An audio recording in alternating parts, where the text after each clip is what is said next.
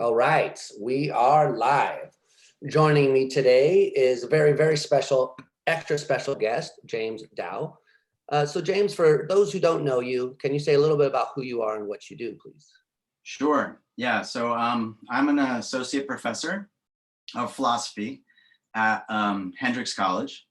Hendrix College is a residential liberal arts college in rural Arkansas, central Arkansas. And I focus on philosophy of mind and action theory and environmental philosophy and aesthetics. Since coming to liberal arts college, I've ended up doing a lot of different things and become a kind of jack of all trades, I guess. And and then yeah, otherwise I'm in the environmental studies program here, right? I teach environmental ethics and environmental philosophy in that program.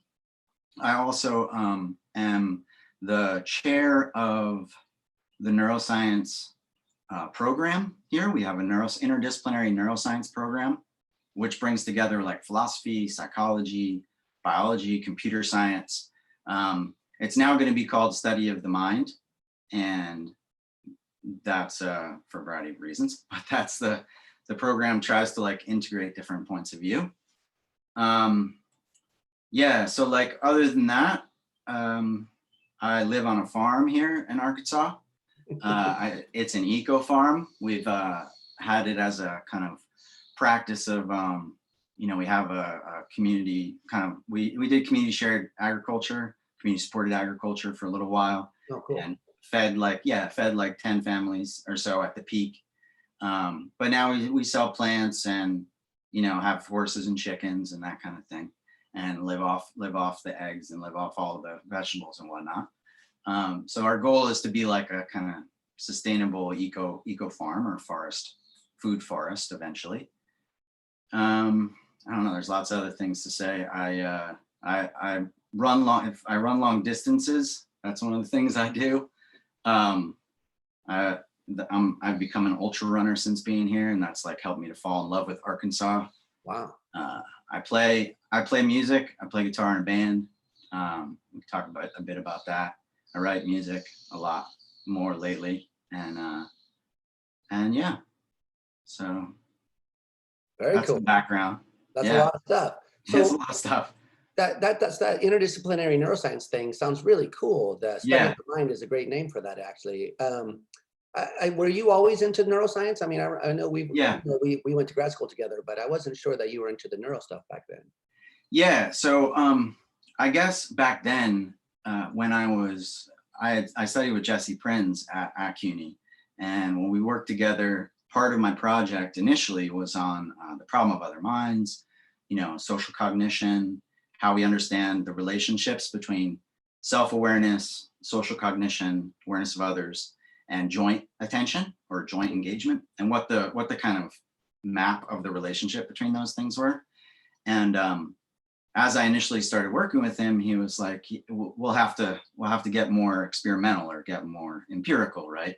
And I was doing a lot of like, kind of Kant and contemporary and analytic Kantians, basically. Yeah, I remember you like trying to bring Kant back here. Yeah, yeah. So I mean, kind of like in the 20th century, it would be like Sellers, like the Sellers tradition, right? Like Sellers crew. And I was working a lot on that sort of stuff. But then I got more into like, kind of developmental neuroscience stuff, questions about mirror neurons, a lot of that stuff came into my dissertation. And there was more empirical stuff on like, I wrote a little bit about anarchic hand syndrome and thought insertion, and how anarchic hand syndrome and thought insertion problematize different ways of thinking about self-awareness being immune to error, right? The idea that you can't be wrong about who the subject of self-awareness is. So I did some of that stuff. But coming here, I participated in it was called the Crossings program, which was sponsored by Mellon. And the idea was that you bring together philosophers, psychologists, biologists on a topic.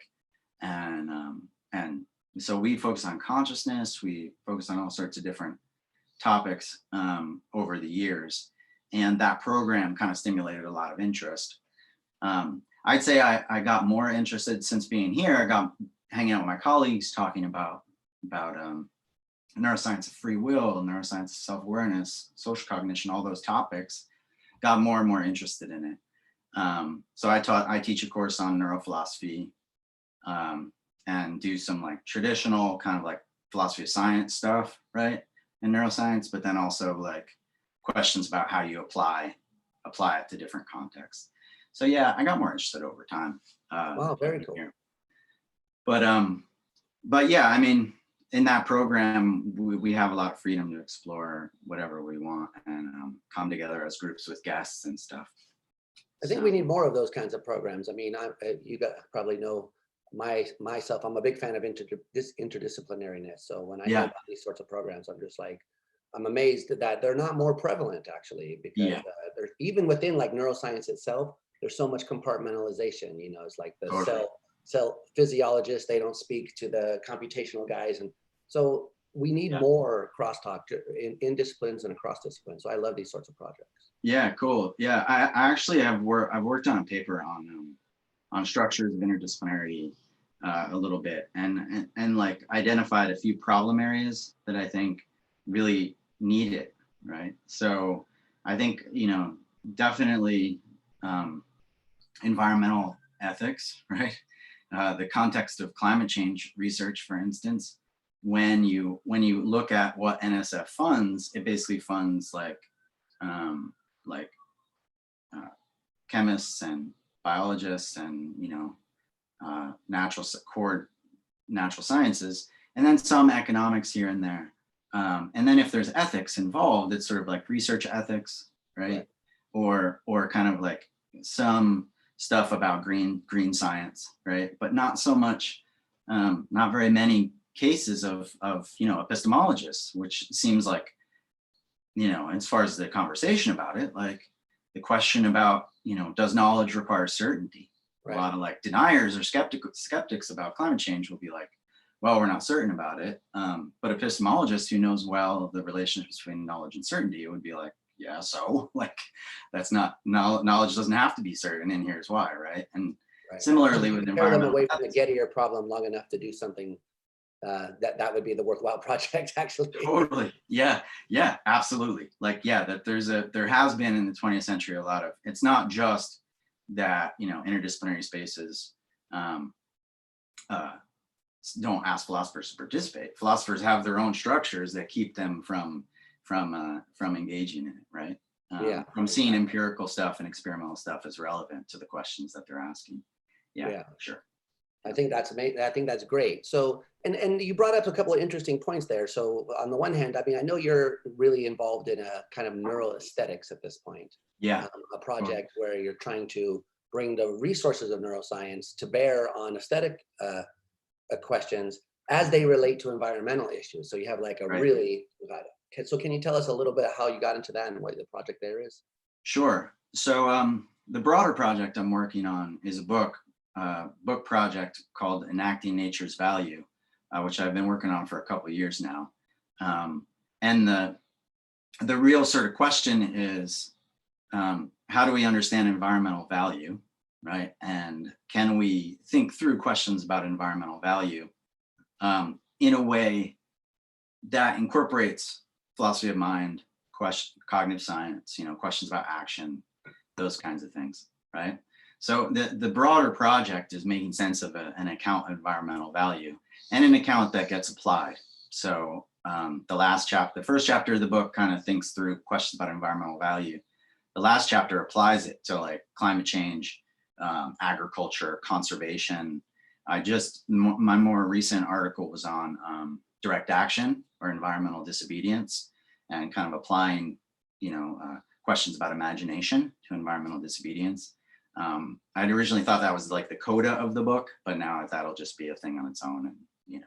Yeah. But in the center of the book, I'm raising questions in the context of nature aesthetics, which is a kind of thriving literature that kind of arose in the mid 90s about, and there was lots of conversation about a lot of questions about what's a natural environment, what's psychologically relevant for appreciating natural environments, you know, how should we appreciate them? all sorts of questions about art aesthetics and nature aesthetics and how you relate these two things. And so I think now we're at a kind of like second generation period where that conversation happened, and we're looking for making sense of a way to like move that forward, right? Get through some impasses. So in the context of that, I really am raising the question of how we should make sense of what's psychologically relevant for nature appreciation, but then like how does cognitive science relate to that, or how can, you know, not just environmental psychology, right, but how can cognitive psychology help us to kind of make sense of a lot of those debates. And so I start off with the question in one chapter and in one article that I've been working on, just asking, you know, can neuroaesthetics help us to understand, can it be the methodology that helps us to explore the question of what sort of cognitive mental states, right, bear on aesthetic appreciation. And so in that context, I basically, I set it up in the context of critiques of neuroaesthetics, right? So I'm wondering, you know, mostly I'm focusing on like the enactivist critique, but broadly there are kind of externalist critiques of neuroaesthetics as a framework. And I basically ask, like, can specifically Alvin Noe's critiques of yeah, can you say what is Alva's critique here? Yeah, so he wrote a book called Strange Tools. Yeah. And Strange Tools, the point of Strange Tools is to point out that neuroaesthetics frames the way that we appreciate, the way that we perceive, right, in terms of something that's too internalist, too individualist, right, not based enough in the body.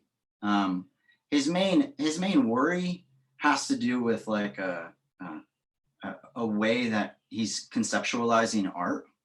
And this gets a little bit tricky because like Noe is not really framing the question of aesthetics in the same way as a lot of neuroaesthetics people are, or even, you know, other people who are wondering about whether neuroscience can contribute, like Bill Seeley, for instance. Yeah. They're that way that we're asking the questions very differently.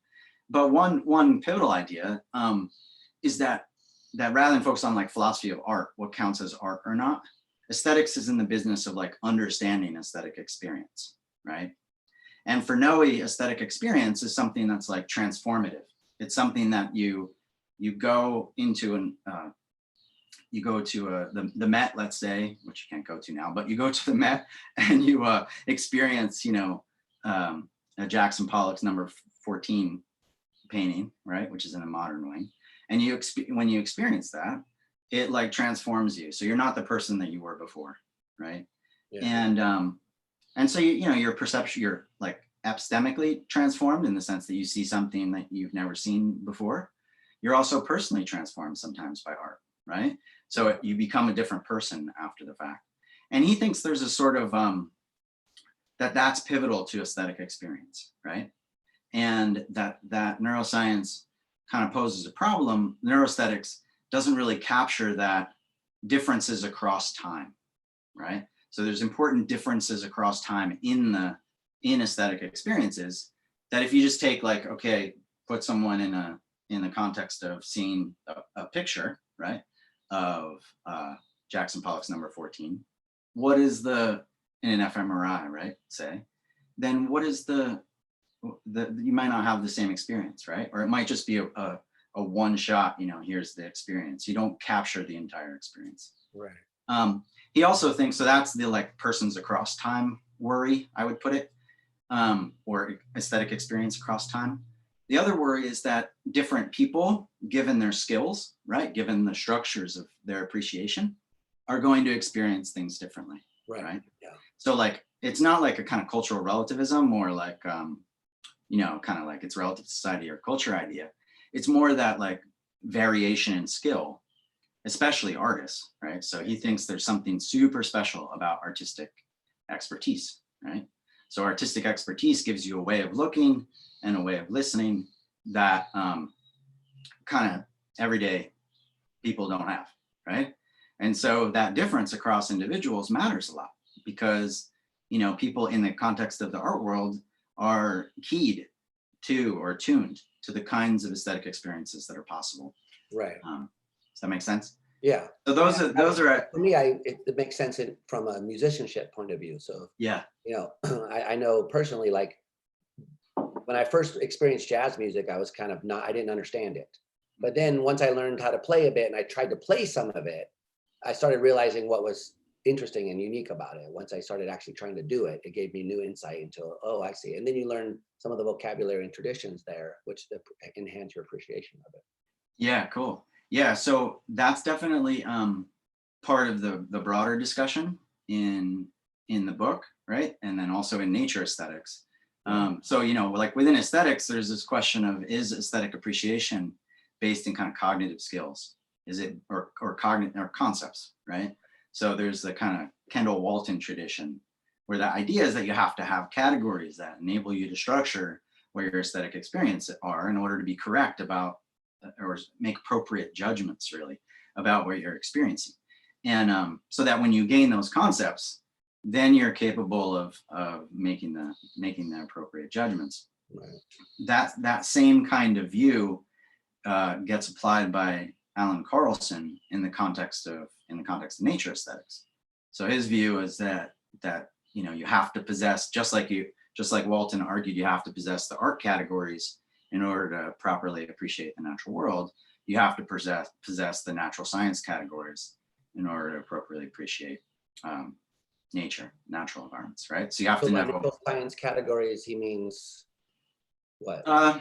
Like geology. So if we're talking about big spaces, geology, evolution, ecology, mostly biology, right? But basically the categories that enable you to structure your perception in ways that you're attuned to what changes are possible within those experiences, right? So he's really focused on like fluctuation between like positive and negative judgments. So the way you put it was good, like, right? Like there's a lot of things that I've been listening to now because I feel like I should explore my understanding of music more, right? And so I'm like basically asking people constantly, what should I listen to, right? So that I can then like expand and hear things differently. Now, some people think, well, it's more non-cognitive, right? It's not so much about the concepts that you possess, but it's about how, you know, your embodiment. It's about the kinds of things you do, right? Or the kinds of activities you engage in, right? So people might think, well, you're going to better access the groove of a funk song, which I know you appreciate funk, right? So you're listening to Thundercat, let's say, which is like, cool, that's just incredible. That album is incredible. But what is it called? Drunk? Is that the name of it? I think it's Drunk, yeah. Drunk, yeah. Yeah. Yeah, seriously, I seriously recommend that album. But yeah, so when you're listening to funk, you know, it might be that it's more about your movement, right? And it's more about the kind of even just playing, right? That would enable you to, so slapping the bass, for instance, is something that you might have as a skill. And that's like an embodied skill that's going to enable you to appreciate the subtleties of the differences, right? So, I mean, a recent thing for me with playing guitar has been like harmonics, you know, like playing solos and like messing around with harmonics. And then now I'm like listening, I'm like, oh, wow, that harmonic is ringing in the background because the guitarist is, you know, doing that. That's not like an accident. Right, exactly. You know what I mean? So this is the non-cognitivist approach. I mean, yeah, because some of this is really confusing to me. I mean, to be honest, as I was mentioning before we started, I'm really not an expert in this area. So I'm really relying on you and learned a lot from reading the stuff, the work in progress you sent me. So I appreciate that. Mm-hmm. But I mean, so suppose I go to the Grand Canyon and I'm standing there and I'm looking down at the Grand Canyon. It's like amazingly beautiful. I have this awe-filled experience. Yeah. Maybe that's what you guys mean by the sublime in this context. I don't know. But so is the claim from the cognitive side that you need to have concepts like igneous rock, metamorphic rock, and those sorts of things to appreciate what you're looking at there fully? Or so that's what I'm trying to figure out what it means to say the natural science categories, because it just seems really implausible to me that that is required to enjoy what you're looking at. So there's a bunch of one, like in the literature, there are times where scientific cognitivists are explicit that it's necessary, right? So sometimes there are claims, especially the earlier stuff, right? Over time, it's really not so much about it's being necessary or sufficient, right? It's more about what the relationship is between the kinds of judgments that you pre-theoretically want out of aesthetic judgments about the natural environment. So if you want to understand, you know, say you want aesthetic judgments to be relevant to policy, right? Then you might think something like, well, if environmental policy is going to look at claims made about the Grand Canyon being beautiful, awe-inspiring, wonderful, right? Grand, that's what it's called, right? Canyon. All of those things, then you want those judgments to be objective. You want to be able to make sense of how, when you're saying that it's awesome, right? Or when you're saying that it's wonderful, that you're not just like expressing something that's subjective or willy-nilly or arbitrary, right? So one of the claims that Carlson makes is that this helps us to understand how it could be objective. So if we want aesthetic judgments to be objective, then we need to have categories that can structure. And so then our perceptions, as we're perceiving it, are categorizing accurately, right? What the particular thing is. So a real like test case, and I think, you know, the way we're talking about it now is kind of in the debate between two figures, between the cognitivists who are focused on concepts and non-cognitivists who are focusing more on emotions or sentiments, right, or feels. And there, the pivotal thing is that the pivotal question that becomes like a key example is say we're, you know, out on a boat and we see like a humpback whale crest the water, right? The cognitivist wants to say that being a mammal is important to that appreciation, right? And in particular, the kind of like spine that it has, right? And is important for its movement.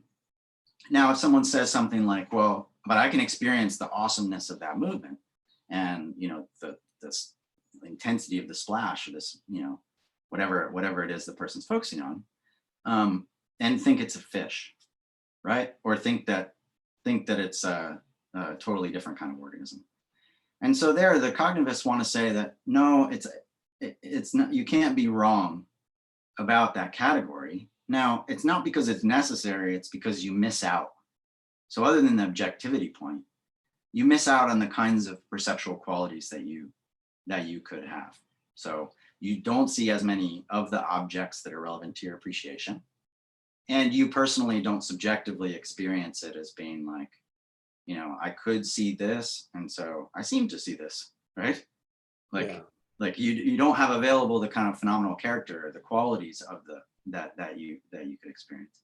So mostly what I'm trying to figure out is like, how does this literature and philosophy of mind sort of first problematize those questions, right? And then how do we move forward?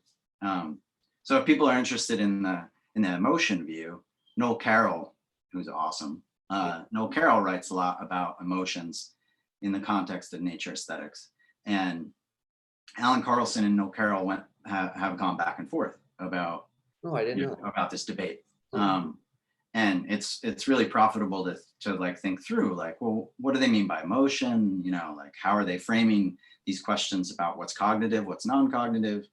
Like I'm asking a lot of those questions, you know, and trying to like rephrase them and move forward by reframing those discussions. So, and I know that part of your response to this, so what you want to say is that the like the Noes of the world, I think, yeah, they kind of, so their main criticism has to do with the lack of inactive body movements and so forth, and that's not really a knock against neuroaesthetics, really. That's a knock against a particular approach to it. That's right. Is that a fair way of characterizing your? Totally, yeah. So the way I outlined it in the paper is that the worries that, one, the arguments that I just outlined about transformative experience, and the kind of difficulty of like capturing the phenomena, right? That's another worry he has, that there's kind of, you know, like aesthetic experience is like an elusive thing. It's not something we can pin down. So given we can't like pin down what the phenomena is, you're not going to be able to like pin it down and then move it to the lab, right? So those kinds of arguments, he's more hinting at them, I guess, in Strange Tools. And I'm trying to like articulate them a bit more and say, what are the step-by-step arguments that you know, is basically a sensory motor and activist could defend.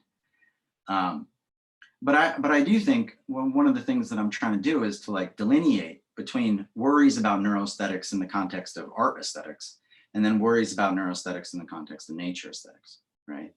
So my claim is that an activist's worries can be addressed in the context of art aesthetics, but they're really more difficult to address. Not impossible, I'm not like a Mysterian or anything, but they're more difficult to address in the context of nature aesthetics. And the reason I think that is because one, I think we can make sense of how perception, whether we're talking about vision or audition or any of the senses, could be active just by making sense. So I draw on like Benson Enne's conception of pragmatic representation, right, where there's forms of representation in perception that have, you know, kind of almost direct input and immediate causal relationship to your action. And he calls those pragmatic representations.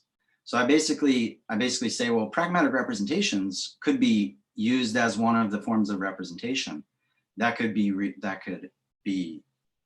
applied in the context of neuroaesthetics of art, but that there is kind of remaining problems for the neuroaesthetics of nature.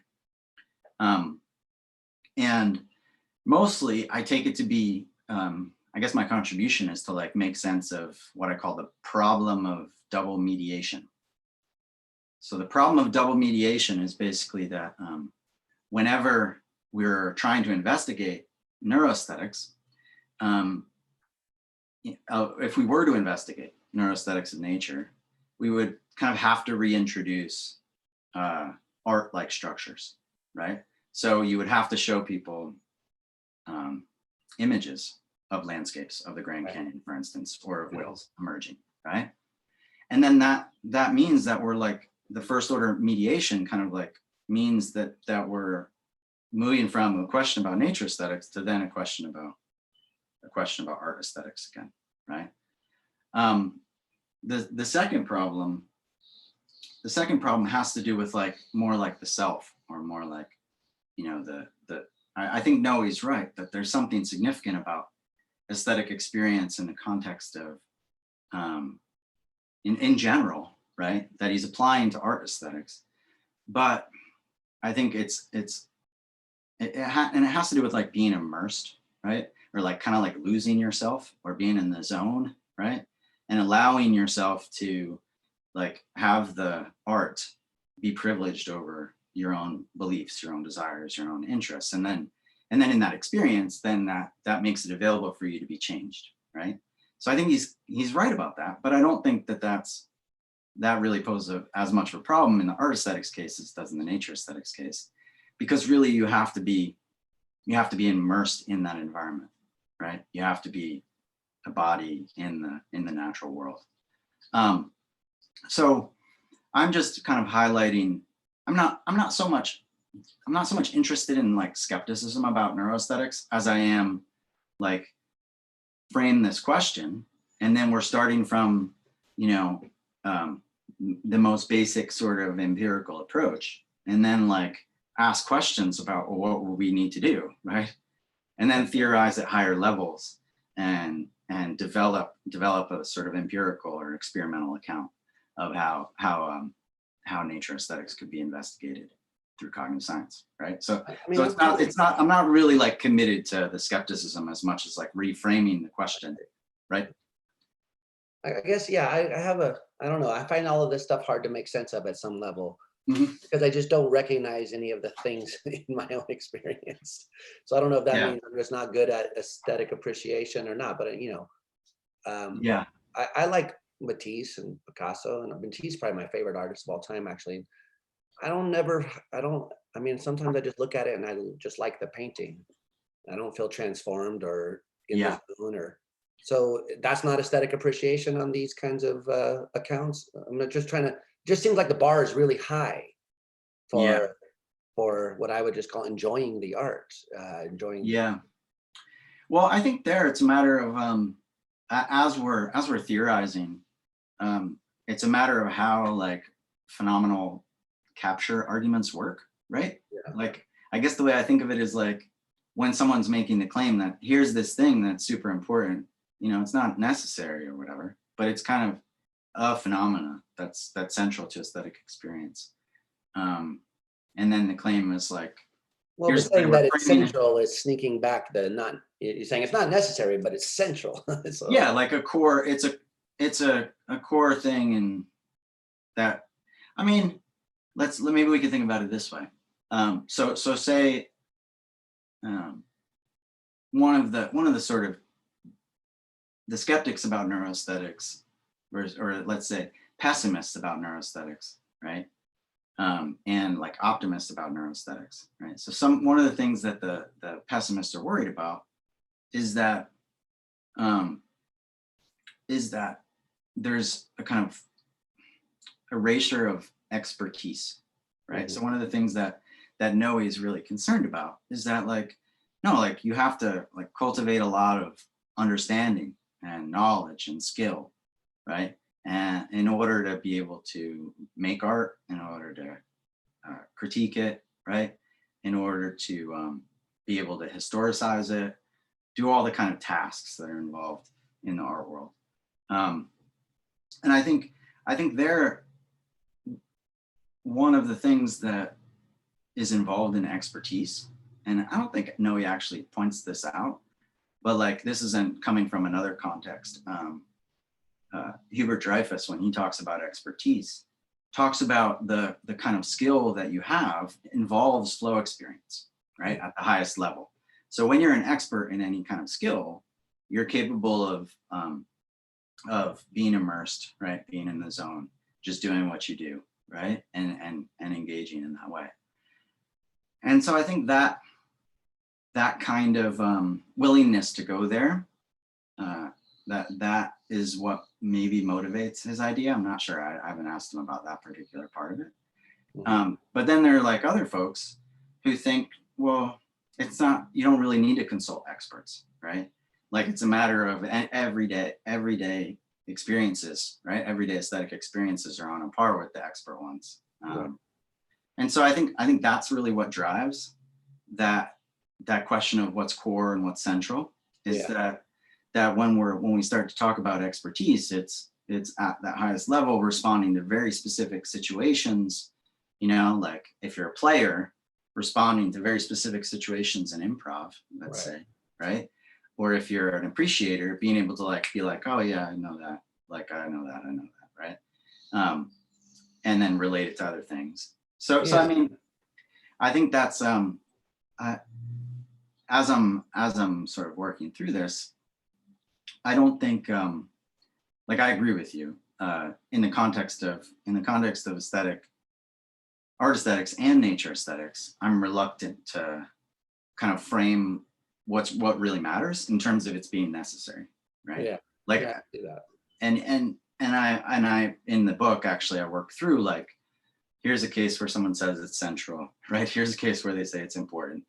I'm actually more interested in like the question of how do different types of cognitive structures affect perception, right?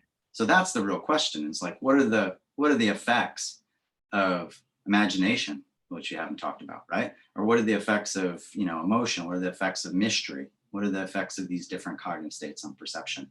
And so like empirically, I think that's actually more interesting than the question of what's necessary and sufficient, right? Yeah, but yeah, no, I agree. I think we end up. I just wanted to say though that like, I think the appeal to expertise, there's something that's important there. I mean, just personally, I remember like, you know, I've never been a fan of Andy Warhol's work. And I always, you know, thought it was boring and not interesting just to look at. And I have a friend who's an artist I work with at LaGuardia, Michael Rodriguez, an amazing artist. And he's a big Andy Warhol fan. And he just started, you know, telling me about the history and how he's responding. And then I started realizing, there's something clever and interesting about Warhol's work. but I never came around to like enjoying looking at it. Like I don't like to look at his stuff. I don't find it appealing. Yeah. Like the color schemes, any of the layout, any of that stuff. But I appreciate something that Placer has in the conversation. Yeah. So in the art conversation, he's making a point about something by doing it that way. So I think maybe that's where expertise would come in, but I don't see how it like affects the aesthetic appreciation of it. So that's where I guess I get hung up on some of these things. Yeah, totally. I mean, that's one main critique of cognitivism in the context of art aesthetics, but also in the context of nature aesthetics. People will say something like, you even put aside the question of whether scientific concepts are necessary or not, right? What's the effect of them on aesthetic appreciation, right? And there, people like Emily Brady is someone in the nature aesthetics literature. She argues for the imagination view, and her argument against Carlson is basically like, yeah, so it does change something, right? So having scientific concepts in the context of nature appreciation changes something, but it doesn't change aesthetic appreciation. What it changes is your aesthetic understanding, right? So she thinks something like, yeah, of course, like you put it, you come to understand art history differently by appreciating, well, this is why Warhol's important, right? And maybe you can relate art in advertising, you can relate Andy Warhol and the Velvet Underground, right? Like you understand like relationships, you understand the contextual, the kind of understanding of the art world, but it doesn't shape your aesthetic appreciation, right? It doesn't change the way that you see, or the way that you hear, or the way that you look or listen or whatever. And so yeah, I mean, I think that's a compelling objection. And one of the key issues here is like, now that we're at a kind of second generation framing of environmental aesthetics, a lot of the focus has been on assessing, kind of critiquing scientific cognitivism about nature appreciation. But then we just end up with like a bunch of different views, right? So I don't know, can I show you my screen? Is that possible? Yeah, and as a matter of fact, I mean, the people who will listen to this later won't be able to see it, but you certainly can share. Or they won't be able to see it? They won't just... Well, the video they will be, but then there'll be an audio version of it that won't. But certainly the people who watch the video on YouTube could see whatever you share. Okay, let's try that. Because I can show you like a diagram of the positions. And okay, cool. That might be that might be something that helps to like give you a map. Right? And it's even a tree. Nice. It's a tree, yeah. So it's a tree of environmental aesthetics. So I also have a tree of environmental values accounts and a map of consciousness too, if we can get to that. But these are just things I use in my teaching. But I mean, these are the basic questions, which is probably on that side. What is a natural environment? What's relevant, psychologically speaking, to appreciation of the natural environments? How are we to appropriately aesthetically appreciate them? And there's some people who are like on the left-hand side, that's what is the aesthetic appreciation. There's some people who think that like the natural environment is non-aesthetic, and because there's no agent involved. So someone will say something like, well, there's no agent made the natural world. So it can't be aesthetic appreciation, because aesthetic appreciation involves assessing how an agent solved problems with material things in order to make something, right? So that's that particular view. What's the A sub N over here? That's the nature, the aesthetic appreciation of nature. Oh, I see, duh. Right, so the N is just the object, the natural environment. That question is, the top question is kind of, it's related to how we're framing what the difference is between art and nature, right? So that first question is really like, there's tough cases. Like there's cases like mixed cases, I call them, which are like environmental art, right? Where someone will like cut a big hole in a canyon, let's say, right? And then say, here's a work of art. So it's partly natural and it's partly artificial. So those questions are pivotal. So there are really people who defend the view that you can't have aesthetic appreciation of nature? Yeah. Yeah. Like, for real? Yeah. It seems bizarre. No, yeah. So the idea is that and this is actually, I mean, it's related to environmental ethics stuff. So think about when you're raising the question of whether wilderness exists or not. Like, is that a reasonable category? Yeah. And there, when we talk about wilderness in the great wilderness debate, people will say something like, some people will say, yes, wilderness exists. It's parts of the natural environment which are untrammeled by humans, right? Untouched by humans. Places that haven't had causal interventions of a variety of kind. And then there are other people who say, well, there's none of those places left. Like, if climate change is what it is, right? And we live in the Anthropocene, then every aspect of nature is in some way affected, right? Even the Could bottom you of the have like ocean. Wildness on Ceres or Yeah, Pluto? And even in totally. Yeah. So here the question is, where's the natural environment?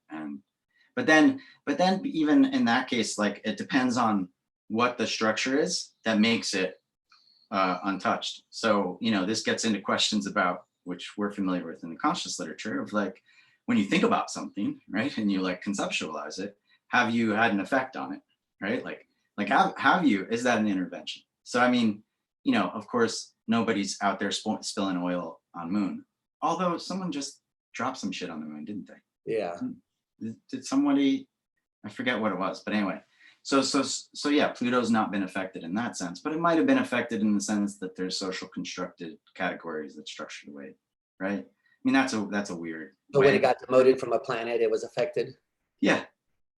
Right. And so maybe cognitively or conceptually, that's a way of intervening in the natural world, right? Yeah. And so it doesn't count as being wilderness on at least that definition.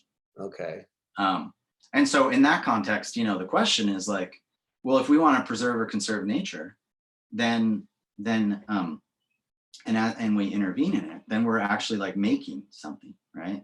So this is in the context of people who argue that like any intervention by humans is a kind of like faking nature, or kind of like making an artifice out of nature. Mm-hmm. And if you think that kind of thing, you in this view, you either like think, yeah, humans are intervening, and that's always the case, and so then it's all art appreciation, right, of a kind. Or you think there's still something left, but then it's so minimal that it's not relevant to. Well, so I don't know who this Elliot person is over here on the top, but so what does someone like that say? What happens when you look at a nice sunset and feel like just an overwhelming sense of like, dude, that's awesome. They're saying that's not an artistic appreciation. So it's got to be something though. Yeah, it's not an aesthetic appreciation. It is, I mean, it's obviously a cognitive state. It's an emotional response, right? But it doesn't rise to the level of an aesthetic judgment. The real issue is that it has to involve an agent who is solving problems. So I guess if you were a religious person, then you would. No, you could. That. Yeah, this is actually, yeah, if you're a religious person or a spirit, you thought creationism was true or whatever. Or if you're a simulation theorist. Right, totally. The coding was excellent on that sunset. Yeah, right, totally. Yeah, I mean, that's an interesting question. And it's interesting that's an interesting question because like, I think that actually frames a lot of the way we think about agency, right? I think in the context of the nature aesthetics literature and the way we understand environmental value, we don't reflect enough on like the way we're conceptualizing what intentional action is, what awareness of agency is, and I think there you could, and this is a part of the book, the 5th chapter, I'm focusing on the question of wildness, right? So I think there's room for making sense of the aesthetics of wildness, experience of wildness in the natural world, that gets around this issue, right? Because I framed it before as when we're defining in the great wilderness debate, we're raising the question about what counts as wilderness or not. So take a place you want to conserve or preserve, that's a wilderness area. That question is kind of like a question about the ontology of that thing. And I think, well, why not think about just what's relevant to the experience that you mentioned, right? which is you have an experience of wildness. You have an experience of something that's like beyond your control, you know? If it's like, you know, dynamically sublime, as Kant put it, then there's something about the natural world that's like overpowers you, right? It's like has like an infinite power that's beyond the way you can conceive of it or talk about it. And there you might say something like, that's wildness, and that kind of wildness, we need, in order to understand it, we need to understand different forms of agency that might be involved. So yeah, that kind of comes up in that discussion a bit. But yeah, whenever I teach this, I have to kind of pause sometimes and say, you know, philosophers in this discussion just sort of say, well, God doesn't exist and the world wasn't created, you know, like there's no agent of nature, so let's move on. Take that for granted. If you take that for granted, then yeah.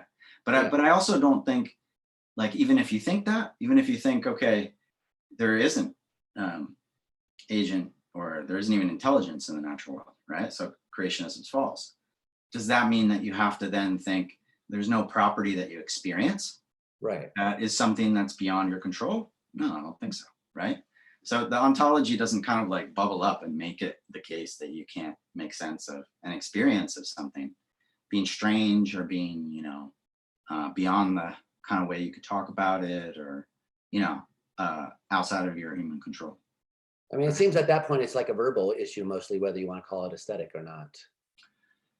Yeah, no, I mean, I think it's a pretty heavy-handed argument to say, well, here's what aesthetic experience is. It's being able to assess when the maker solves particular problems with material things, right? Like that's sort of, it stacks the deck in favor of the aesthetic approach. Yeah. In favor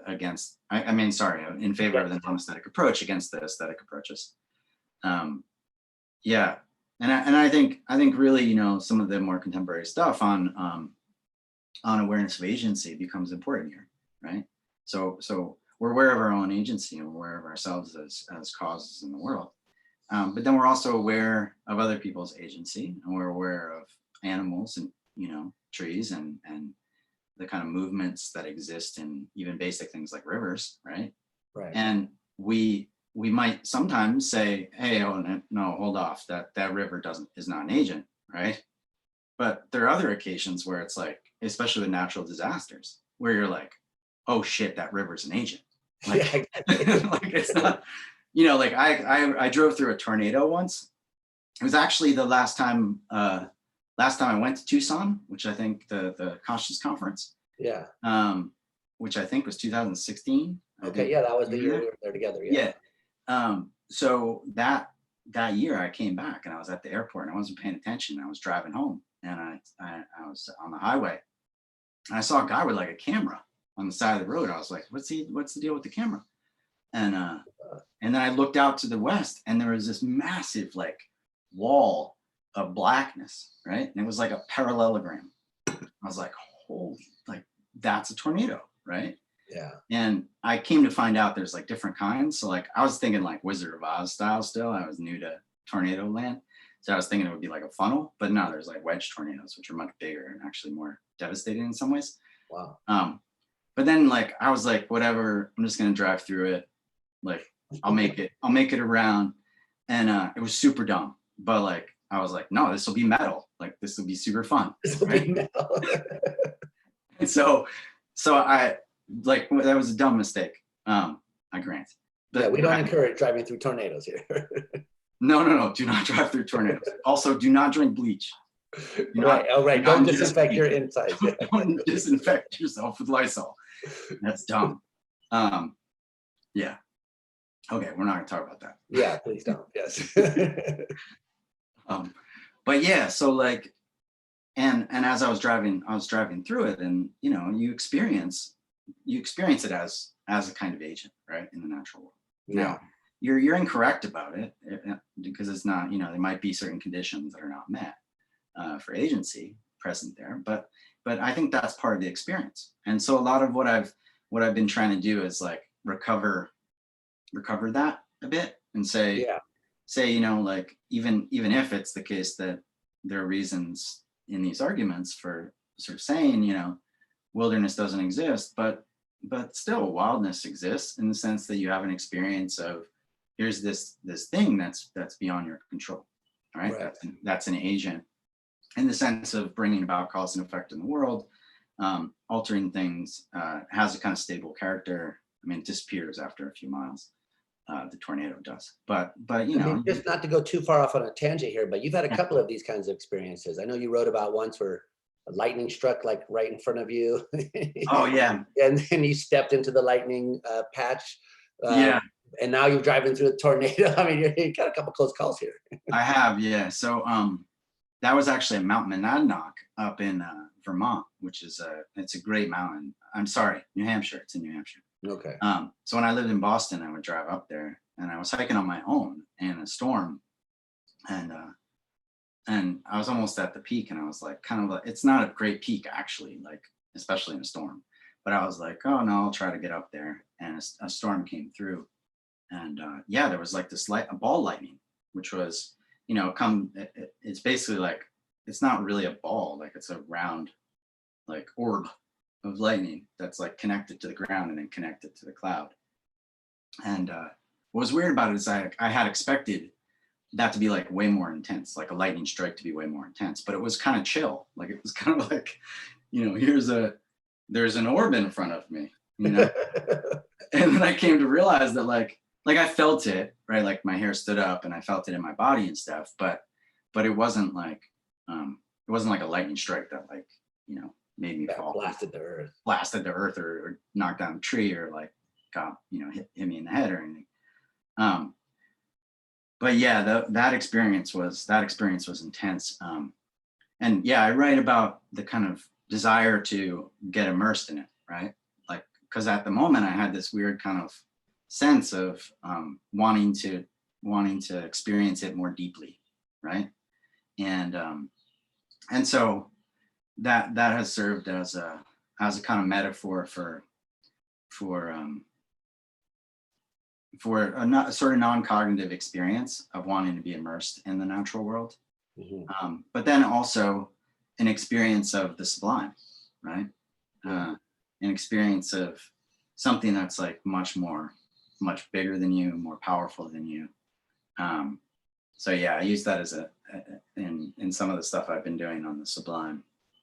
Use that as an example.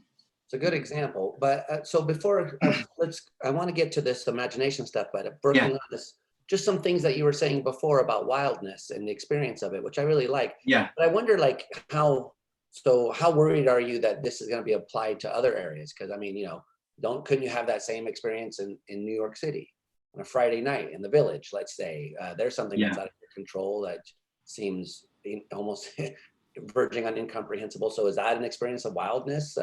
In Manhattan?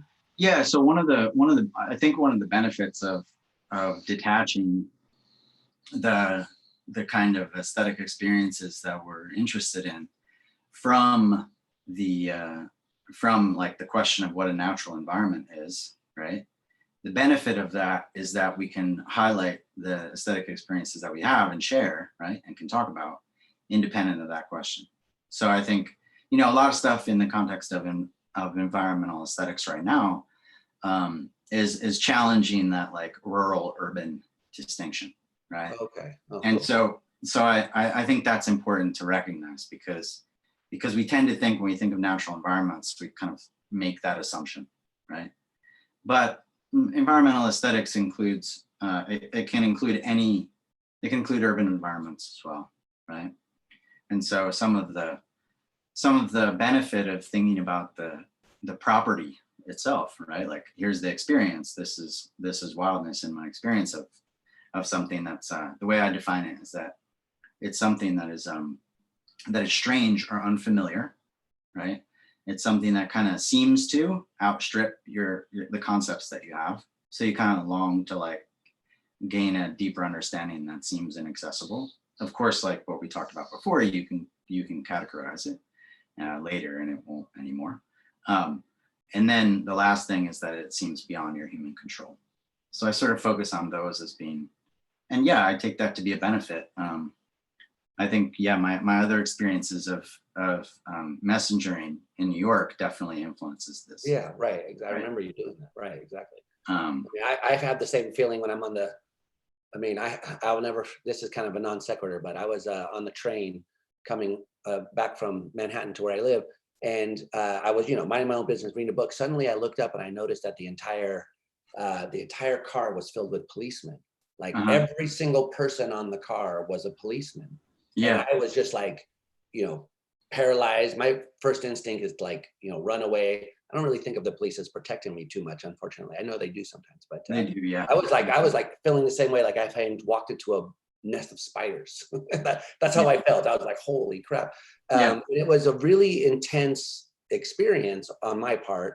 And they were all smiling and laughing. It turns out it was a graduation coming back from Madison Square Garden, right? So they were just Academy graduates. But it felt like, there was a part of me that wanted to understand why I had that kind of reaction that was going on there. Yeah. In the way that you're describing your connection with the lightning, I wanted to step into it a little bit and figure out, like, what is it that's so, why did I have this, like, in really, panicked, I'm in a dangerous situation right now kind of experience, when really they're just a bunch of friendly people. They were celebrating, this was a friendly environment. Right. So to me, that was an experience that I would classify as strange and out of my control. And so I'm glad to hear you sort of say these sorts of things, that some of these questions can be applied in urban environments as well. Anyway. Yeah, I mean, I think the one of the things that I kind of hinted at when I was talking about Alvin Noé's view, and which I think is important for the neuroaesthetics question, but it's also important for like how we make sense of what we're doing in aesthetics, and then also how we make sense of what we want as a model for a naturalistic aesthetics or an empirical aesthetics, right? I think historically the discussions are framed in very weird ways. So like in the 19th century, it was the case that people were the Romantics, for instance, and Baumgarten, and certain people who are interested in aesthetic questions, they're framing the question about like, here's this experience with the cops. I have this experience, right? And or they weren't talking about that, but like, you start with a particular experience, and then you're like, what is this? This is unique, or this changes my emotional life, right? Or this transforms me as a person, or like, I came to find out something about my community, right? That I couldn't have otherwise, or this resonates with me at the kind of distinction between conscious and non-conscious, or whatever, right? Like whatever it is that in the experience, it's a significant experience. And so back then it was commonplace to like be like, okay, aesthetics of nature, aesthetics with people, aesthetics with art, aesthetics with like, whatever, like people didn't distinguish between them. But Hegel kind of fucked that up. So basically like, people, but yeah, no, I mean, he kind of reframed how we're thinking about aesthetics in terms of like, it's focused on the human creation, on human freedom, and other people did too. But the idea was that change towards like, and it wasn't only Hegel, there were other people too, but like in the 20th century, like all the aesthetics books are philosophy of art books. They're questions about what counts as art and what counts as not art, right? Or art and craft and things like that. And so that question became the like pivotal question. But I think one of the benefits of thinking through nature aesthetics and art aesthetics and doing this work and connecting it to like philosophy of mind stuff is that it's gonna help us to like kind of recover that way of approaching aesthetic experience as a kind of experience, right? Yeah. And independent of questions, like we don't need to figure out like, well, is this dance or not? You know, like in order, like if you have an experience of a kind of, street dancer, like someone just doing shuffling or whatnot, or breakdancing, right? To make it old school. Yeah, totally. Yeah, like I recently watched this video of like the history of dance, which was really cool. It's like a dance troupe going through like the history of different dances. It really blew my mind. But yeah, like that, whatever that experience is, you might not categorize certain things as being dance or not, but that doesn't really matter. Like you see someone move in a way that like you couldn't yourself, or you haven't never seen someone before, and, you have a sense of being changed through that. So I think that that shift is important. And I think that thinking about the wide variety of ways that aesthetics is, can be investigated, and kind of using nature aesthetics to challenge the way that people think about art aesthetics is important too, right? Because like most people who study aesthetics are mostly focused on art aesthetics. And so that, even in the art aesthetic stuff, it's like mostly visual art. That's true, definitely. Right. Yeah, so that's actually, you know, in terms of like where I land in that map and where I do most of the work, it tends to be on what's called the engagement view. So the engagement view kind of focuses on non-cognitive embodiment, actions, you know, bodily movements, right, and these kinds of things. So his main critique is that, his main claim kind of in this context is that, yeah, art aesthetics is privileged vision and audition, right? It's just like visual art and music.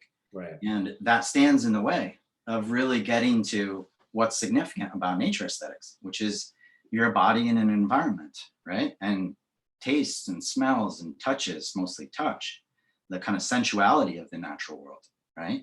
Is what is significant about experiencing it as in a natural environment, right? Right. And not only that, but smells. I mean, yeah, definitely. So that does get us to kind of reframe.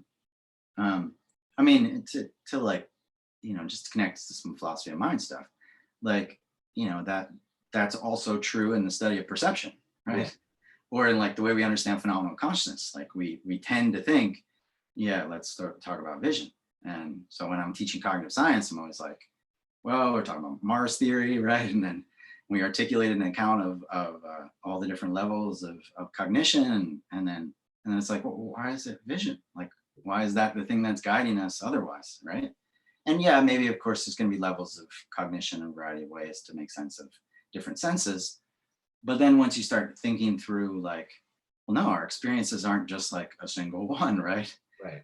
So I think aesthetics is actually like plays an important role in it's so it's not only like philosophy of mind, cognitive science has to like be used in the context of aesthetics, but it's also like aesthetics presents a challenge to the way that we're theorizing about consciousness, about the way we're theorizing about you know, any of the phenomena we're concerned about mental phenomena. So you mentioned that you kind of come down on, I know you're on the engagement and activist side of things. You have this argument in one of your, I think it's in one of your chapters, forget which one, where you talk about the nature scope. I think this is an argument that you're using against the cognitive approach. Is that, can you say a little bit about the nature scope? I thought that was pretty cool. Yeah, so the nature scope, the idea of that is that you could, if scientific cognitivism is true, then it's, and I won't use like core or necessary, but having scientific concepts affects your aesthetic experience in a way that other kinds of cognitive phenomena don't, right? So we'll put it that way. And we're really assessing, like, you know, the changes in the kinds of judgments you're going to have, or the changes in the kinds of perception you're going to have. So the way I put it is in terms of like perceptual contents. So perceptual contents, we're concerned about what objects are we perceiving as we're aesthetically appreciating something in the natural world. So let's just say, you know, I go out on my deck and I listen to frogs all the time. So I have frogs in my pond. We'll take that as an example. Or I watch my chickens, right? And in those cases, there's certain objects that you can visually experience. There's certain things you can listen for, certain objects of audition that you can experience. You know, you might pick up the frog and touch it in a variety of ways. So like there, it's the perceptual content, and you're wondering what's gonna shift it. What's gonna shift that perceptual content? Right. I think there's also phenomenal character, right? Like what are the qualities of the object once you've got the different objects that you're perceiving? What are the different qualities that you can experience, different sensory qualities? I'm not really talking about like quality here. I'm talking about like what are the different features of the way it seems or looks, and so so I think one of the ideas of scientific cognitivism is that you could possess all of these scientific concepts, and that could change the perceptual content of the phenomenal character. But what I basically argue is that, well, we could imagine then a nature scope, right? And a nature scope is just basically, you know, rather than a microscope or a telescope, it's like a set of cognitive capacities, right? So it's like a set of all the scientific concepts. And if you can imagine, okay, that's implanted like in the person's brain, or maybe you wear it externally or something, then you would have all of the experiences that you would, that the scientific cognitivist wants you to have. But I guess there, the question is, would there still be something lacking, right? And one of the things that I think is lacking is that you're not playing a role, right? Your agency is missing from the experience, right? So what explains what's weird about the nature scope case is that there's a kind of agency missing, there's an embodiment missing. You've kind of replaced the exploration, or you've replaced the imagination, right? You've replaced the other kinds of activities that are relevant to that experience. So what is meant by imagination in this context? I know you're gonna make a big case for the higher order imagination view, which I want to talk about. But I know you also mentioned someone else who says they have the imagination view as well. So yeah, imagination seems like one of these vexed terms to me that I'm not, whenever I hear it, I'm like, oh, what are we talking about? Yeah. So what is it exactly that you mean? What are we talking about here? Yeah, so there are different kinds of, so Emily Brady is the main person that focuses on the imagination view. Another person is Yuriko Saito, who she argues for like what's called a folk narrative view. But their views are on the map from yeah, that's on the map too. She argues for that kind of view, but they're rather similar actually. Like on the map, I relate them to each other.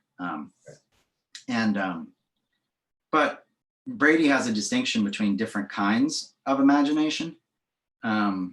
So there's a variety of kinds that she talks about.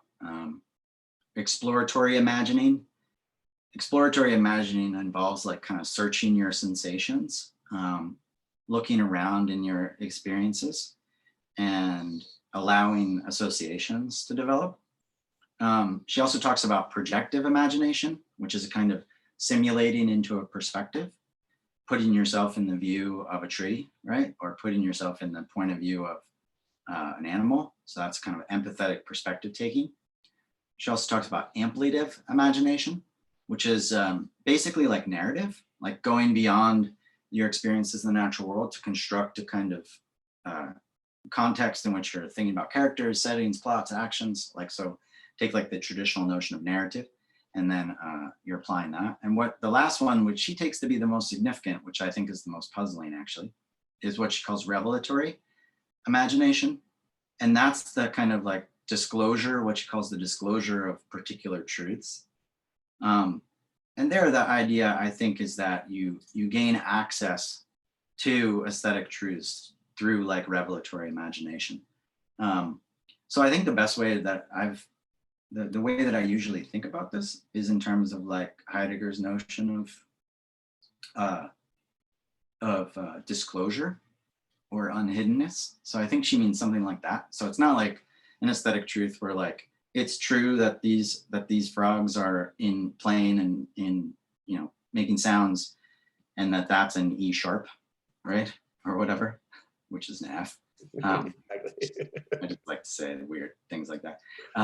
But yeah, like that's not the kind of aesthetic truth. It's more like I haven't ever experienced this before, and then like in experiencing this, in imagining it, it comes to be something that's disclosed to me or revealed or like unhidden. So what would you be doing when you have that?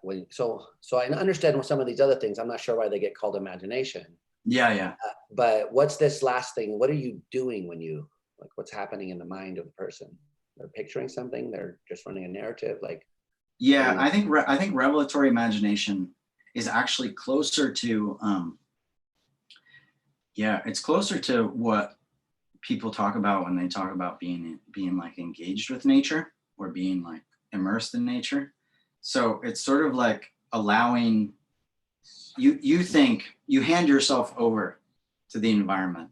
And that's kind of imagination, I think, for her, in the sense that you're like, well, it's all you. I'm giving this over to you, and you're going to show me something, right? You're going to teach me something. And so that's a kind of imagination. It's not like projecting, because you're not like, I'm going to put myself in the point of view of the rabbit in the garden, right?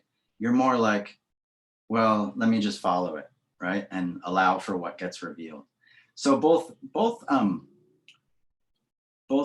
Brady and Saito talk a lot about like kinds of sympathy, like traditional notion, not like sympathy, like, you know, your dog died and so I have pity or sorrow at the loss that you feel or the grief that you have. But my dog did not die, by the way. She's 14 and still very healthy. That dog is awesome. I remember that little dog. Yeah. Thank you. Yeah. Unfortunately, Hegel died a couple of years ago. You might remember Hegel. Oh, I do. Oh, bummer. Yeah. Sorry about that. Yeah, he fought a long life. We were just talking about it yesterday. That he was on the deck for 2 years barking, just like couldn't see, couldn't hear, but you know, he's still grasping the spirit. You know, like he was. Yeah, but yeah, we're actually thinking about getting another dog.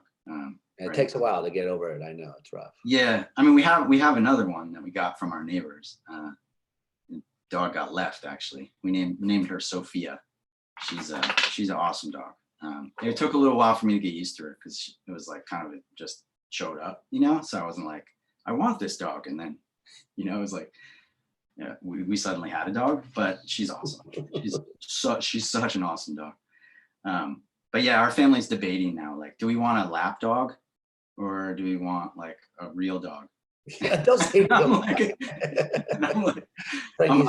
obviously on the side of the real dog. Yeah. Okay. Okay. But back to the imagination. Back to the imagination. Back to your dog prejudices. We can fight about that in the comments if you want. Yeah, exactly. So yeah, I mean, I think the idea there is that oh, sorry. So yeah, the main idea is like they talk about a kind of sympathy in the traditional sense, right? Where you're like, it's not that your states, like your emotions or your beliefs or your desires, are mapping onto someone else's. Sympathy in the sense of like, you are actually feeling the suffering, the pain, the pleasure, like whatever it is the other organism's experiencing. So it's like, take the kind of direct perception view of empathy or of like social awareness, and then like think about, I guess that's the way I think about it, is that you just, by perceiving it, you're directly in contact with the object in the world. And that sympathy, figuring out that sympathy is a kind of imagination, right? Because you're still using the other kinds, right? You're taking perceptions that you have and you're associating it with a variety of things. You're projecting your point of view, but you're privileging the other, right? You're privileging the thing that you're perceiving, and that leads to a kind of unhiddenness or a disclosure of something deep in the world. So I think that's what she thinks. But how is that different from the taking the point of view kind of imagination? I think it's that so think about it this way. We'll use the human case and see if we can get to the natural case. Okay. So I can engage in projective imagination with you, like simulating your perspective about the variety of emotional states that you have, right? So, you know, let's pick a good one. So you're joyful about a new metal band that you listen to, right? Yeah. So I don't know. Bloodbath is my current new favorite metal band. Bloodbath? Yeah. So okay, I gotta listen to that. I just got Sleep's Dope Smoker. I know. I saw your picture of that. Yeah. Sleep's old school though. Oh no, I know it's old school, but like, and I've listened to Sleep before a lot, but like, I never had it on vinyl, and now like my stimulating of the economy is like just buying records. Yeah, exactly. That's basically what I'm doing, and like so, and buying them direct too. By the way, like buy them directly from the artist, and then you get like a note that says like, well, it's from the record label, but you know. Oh, I see. Okay. Yeah. Anyway, so you're listening to that particular thing, right? And you have like a particular joy, and I see you experiencing that. Now, in projective imagination, I'm like taking my point of view on, yeah, I like sludge metal, or I like thrash metal, or whatever, and I'm simulating what it's like to be you, right? And experiencing that. I think the revelatory imagination leaves yourself out, like you're intentionally trying to remove yourself from the perspective. So this is also key to Berliant's idea and to engagement theory, right? Engagement theory is aiming at a kind of like disappearance of the self, or a shutting down of consciousness, right? So that's actually what you're trying to do in nature experience, is to, or like that's like what it means to appropriately do it, is to strive to to like remove, to stop being aware, to stop using concepts, to stop having your point of view be involved, and to engage directly with the things, right? And so I think that those views are similar in that at that point. And so I think it's a different thing you're trying to do. The way I would distinguish it is like in the projection case, right? You're taking your point of view and projecting it on the natural phenomena. In the revelatory case, you're aiming to have the point of view be the natural phenomena, the frog, right? Or if it's, you know, it could be anything that you're experiencing. Right? That seems impossible. It seems impossible. Yeah. I mean, so it depends on what you mean by that, because like if for just like Nagel kind of reasons, I know what it means to do that with like you or me, but I'm not sure what it means to do it with frogs or a tree. Yeah, that's interesting.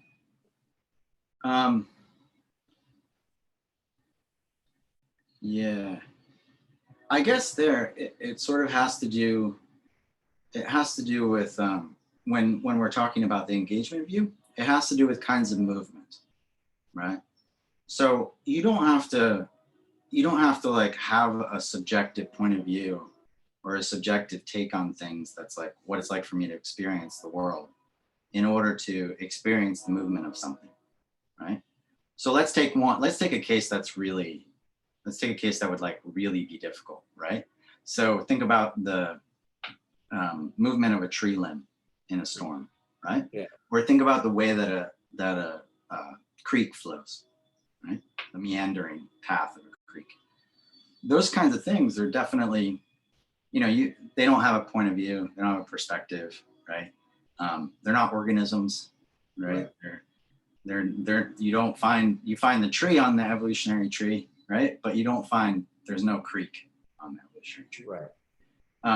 But I think what Berliant has in mind is something like turning yourself over to the movement, right? So the point of view that you're attempting to achieve is just perceiving the movement, having the movement revealed to you.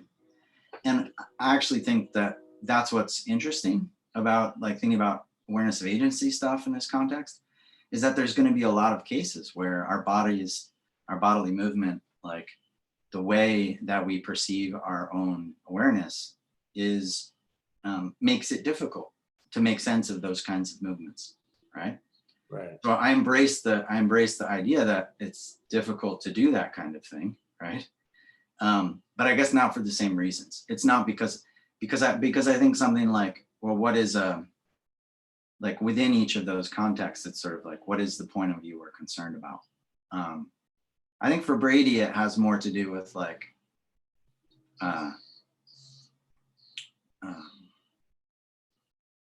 the difference between telling a narrative about some feature of the natural world and letting the place tell you. Yeah. Right?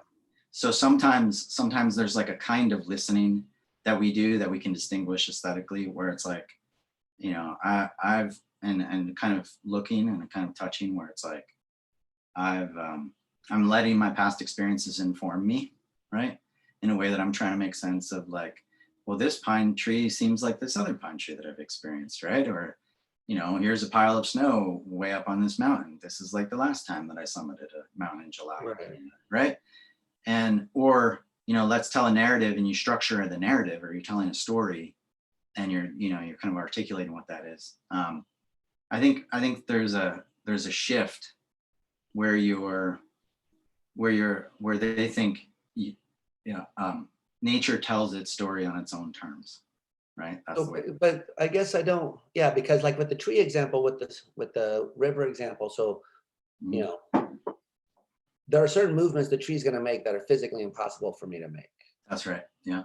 There are certain bendings of that branch which, if it happened to me, I'd be dead, right. incapacitated, or, you know, at least extremely not happy. Yeah.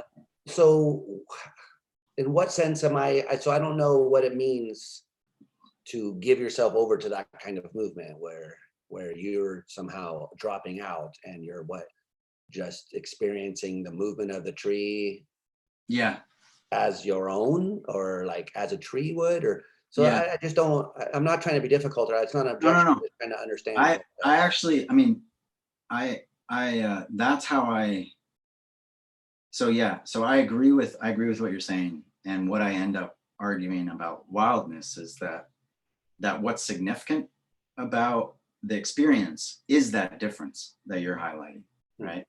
So I think awareness of agency is something that in the most minimal forms has to still be present in our experience, right?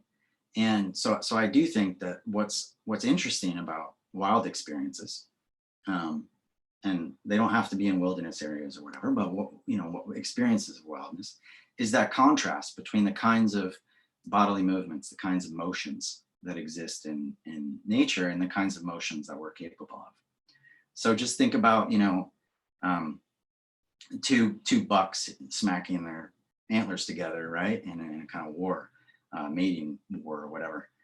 In that case, that's a kind of movement that we can't experience, right? I mean, we play football and stuff, but that's the closest we can understand about what sort of movements might be involved. So in this context, I'm using a particular framework to make sense of that difference. So the framework that I'm using is what's called the interface problem. So the interface problem in the context of awareness of agency literature, which is, Merto Malopoulos and Pachery and a few other people were working on this and have some awesome stuff to say about it. Totally. But like the question is, like, how do we, there's like distal intentions, right? Intentions that are goals that we have, and then proximal intentions for particular bodily movements as means to those ends, right? In the here and now. And then motor intentions. And motor intentions are just those intentions that structure our bodily movements, right? And one of the things that I'm working with is making sense of how we can explain wildness experiences, the kinds of experiences you're talking about, in those terms, right? So we have motor intentions to perform certain bodily movements, and we can imagine, okay, I'm going to do this now, I'm going to snap now, and then I have motor intentions that are interfacing with my snapping. My goal, my distal intention is to like give you an example, right? And the proximal intention is doing that thing with my chainsaw finger, right? And I got a busted finger. Yeah. and then that kind of integration can happen in a variety of ways, and people theorize about that. But I'm trying to make sense of, like, well, our motor intentions can't be mapped on to the kinds of movements that exist in the world, right? So, but we can make sense of, like, we can theoretically say something like, well, why is the tree swaying like that, right?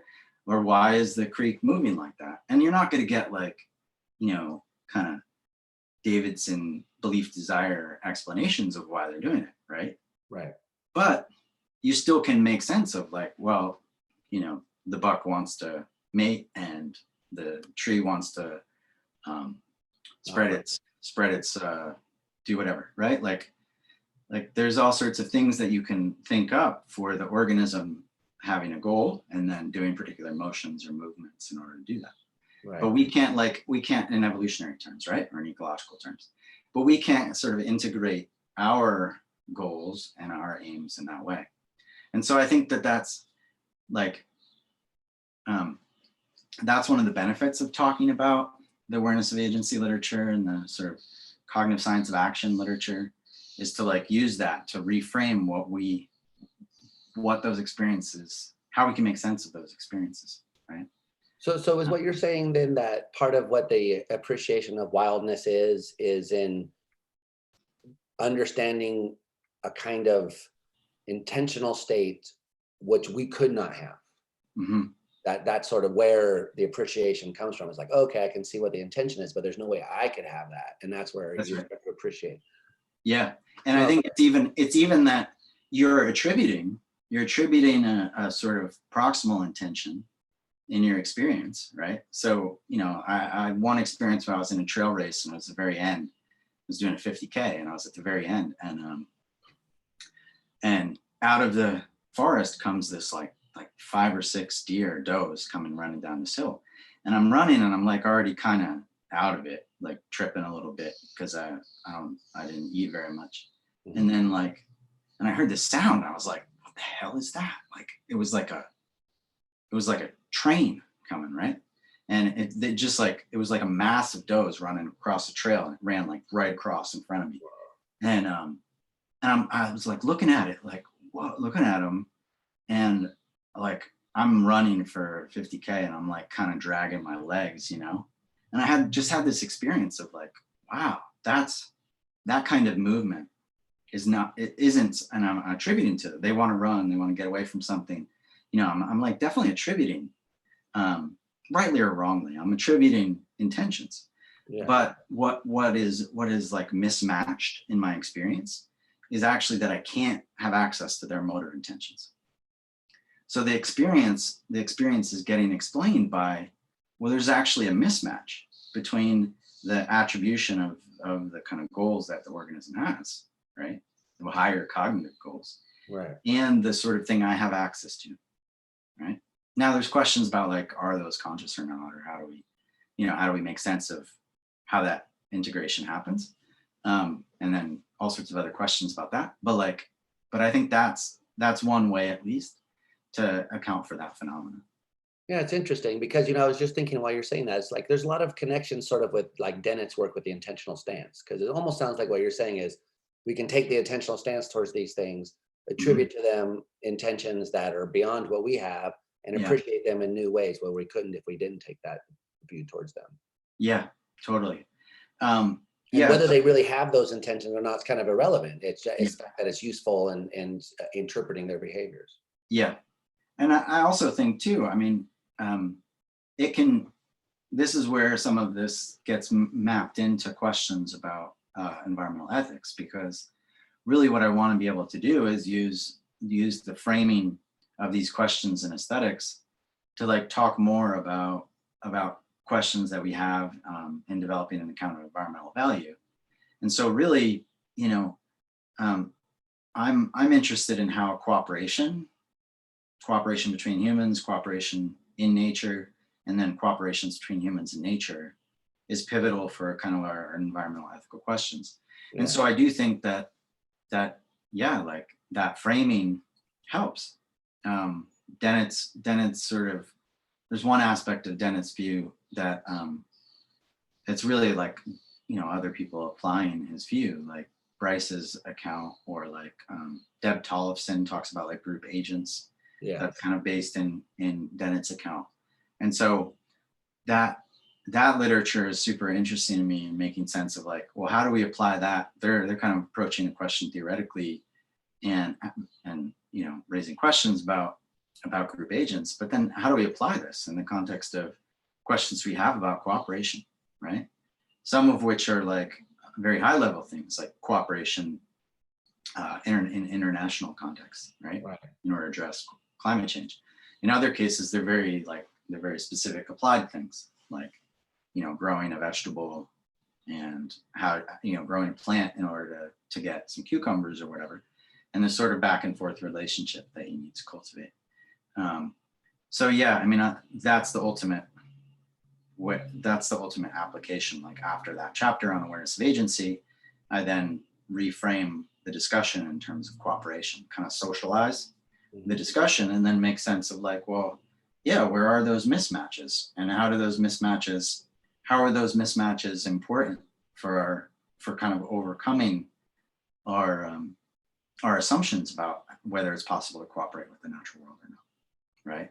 Yeah. So that's like the later stuff, which is, a lot of this is like drawing on, I write a bit about Aldo Leopold's account. So a lot of what inspires what I'm doing is making sense of Aldo Leopold's land ethic, which is pivotally based in cooperation, right? His account of ethics in general is about cooperation. Yeah. But then his environmental ethics is totally based in cooperation. And so that's what I'm, I think a lot of the literature on joint action and on social cognition and all that stuff that I've kind of worked on in other articles is then like getting brought in to that question. Yeah, that's really interesting. I mean, the emphasis on cooperation is really cool. I've always felt like nature's been very uncooperative. With me in particular. I mean, I have asthma, I have hay fever, I have allergies. In the natural environment, I haven't really been great friends, to be honest with you. I feel like it's attacking me constantly and trying to kill me. But still, nonetheless, the idea of cooperation between us and nature, I think, is a really challenging idea, it's really cool to think things through from that point of view. So the nature. Yeah, one book you might check out, which would fit with your worry about, the kind of idea of nature attacking me. There's a book by Ben Hale called The Wild and the Wicked. Oh. It came out with MIT. And it's super interesting. I actually use it as a foil in the first chapter of the book because he's very skeptical of sentimentalism and ethics in general, but then he's also skeptical of aesthetics, right, as a framing for environmental values questions. And part of the issue is that, when we think about aesthetic appreciation, we tend to think about it in terms of like pretty things, right? Nice things that create joy, things that create experiences which are positive. But then when you go out in the natural world and you got a grizzly chasing you, right? Or something like that. Or you step in a big pile of shit. Right, totally, right? Or you can't breathe, for instance. Right, exactly. Then yeah, like I've had, I don't have asthma, but I've had in runs, I've actually had, I can't remember what they call it, but in a run, people were driving on the road a lot and it created a lot of dust. And so I ended up with asthma for the last 5 miles of the race.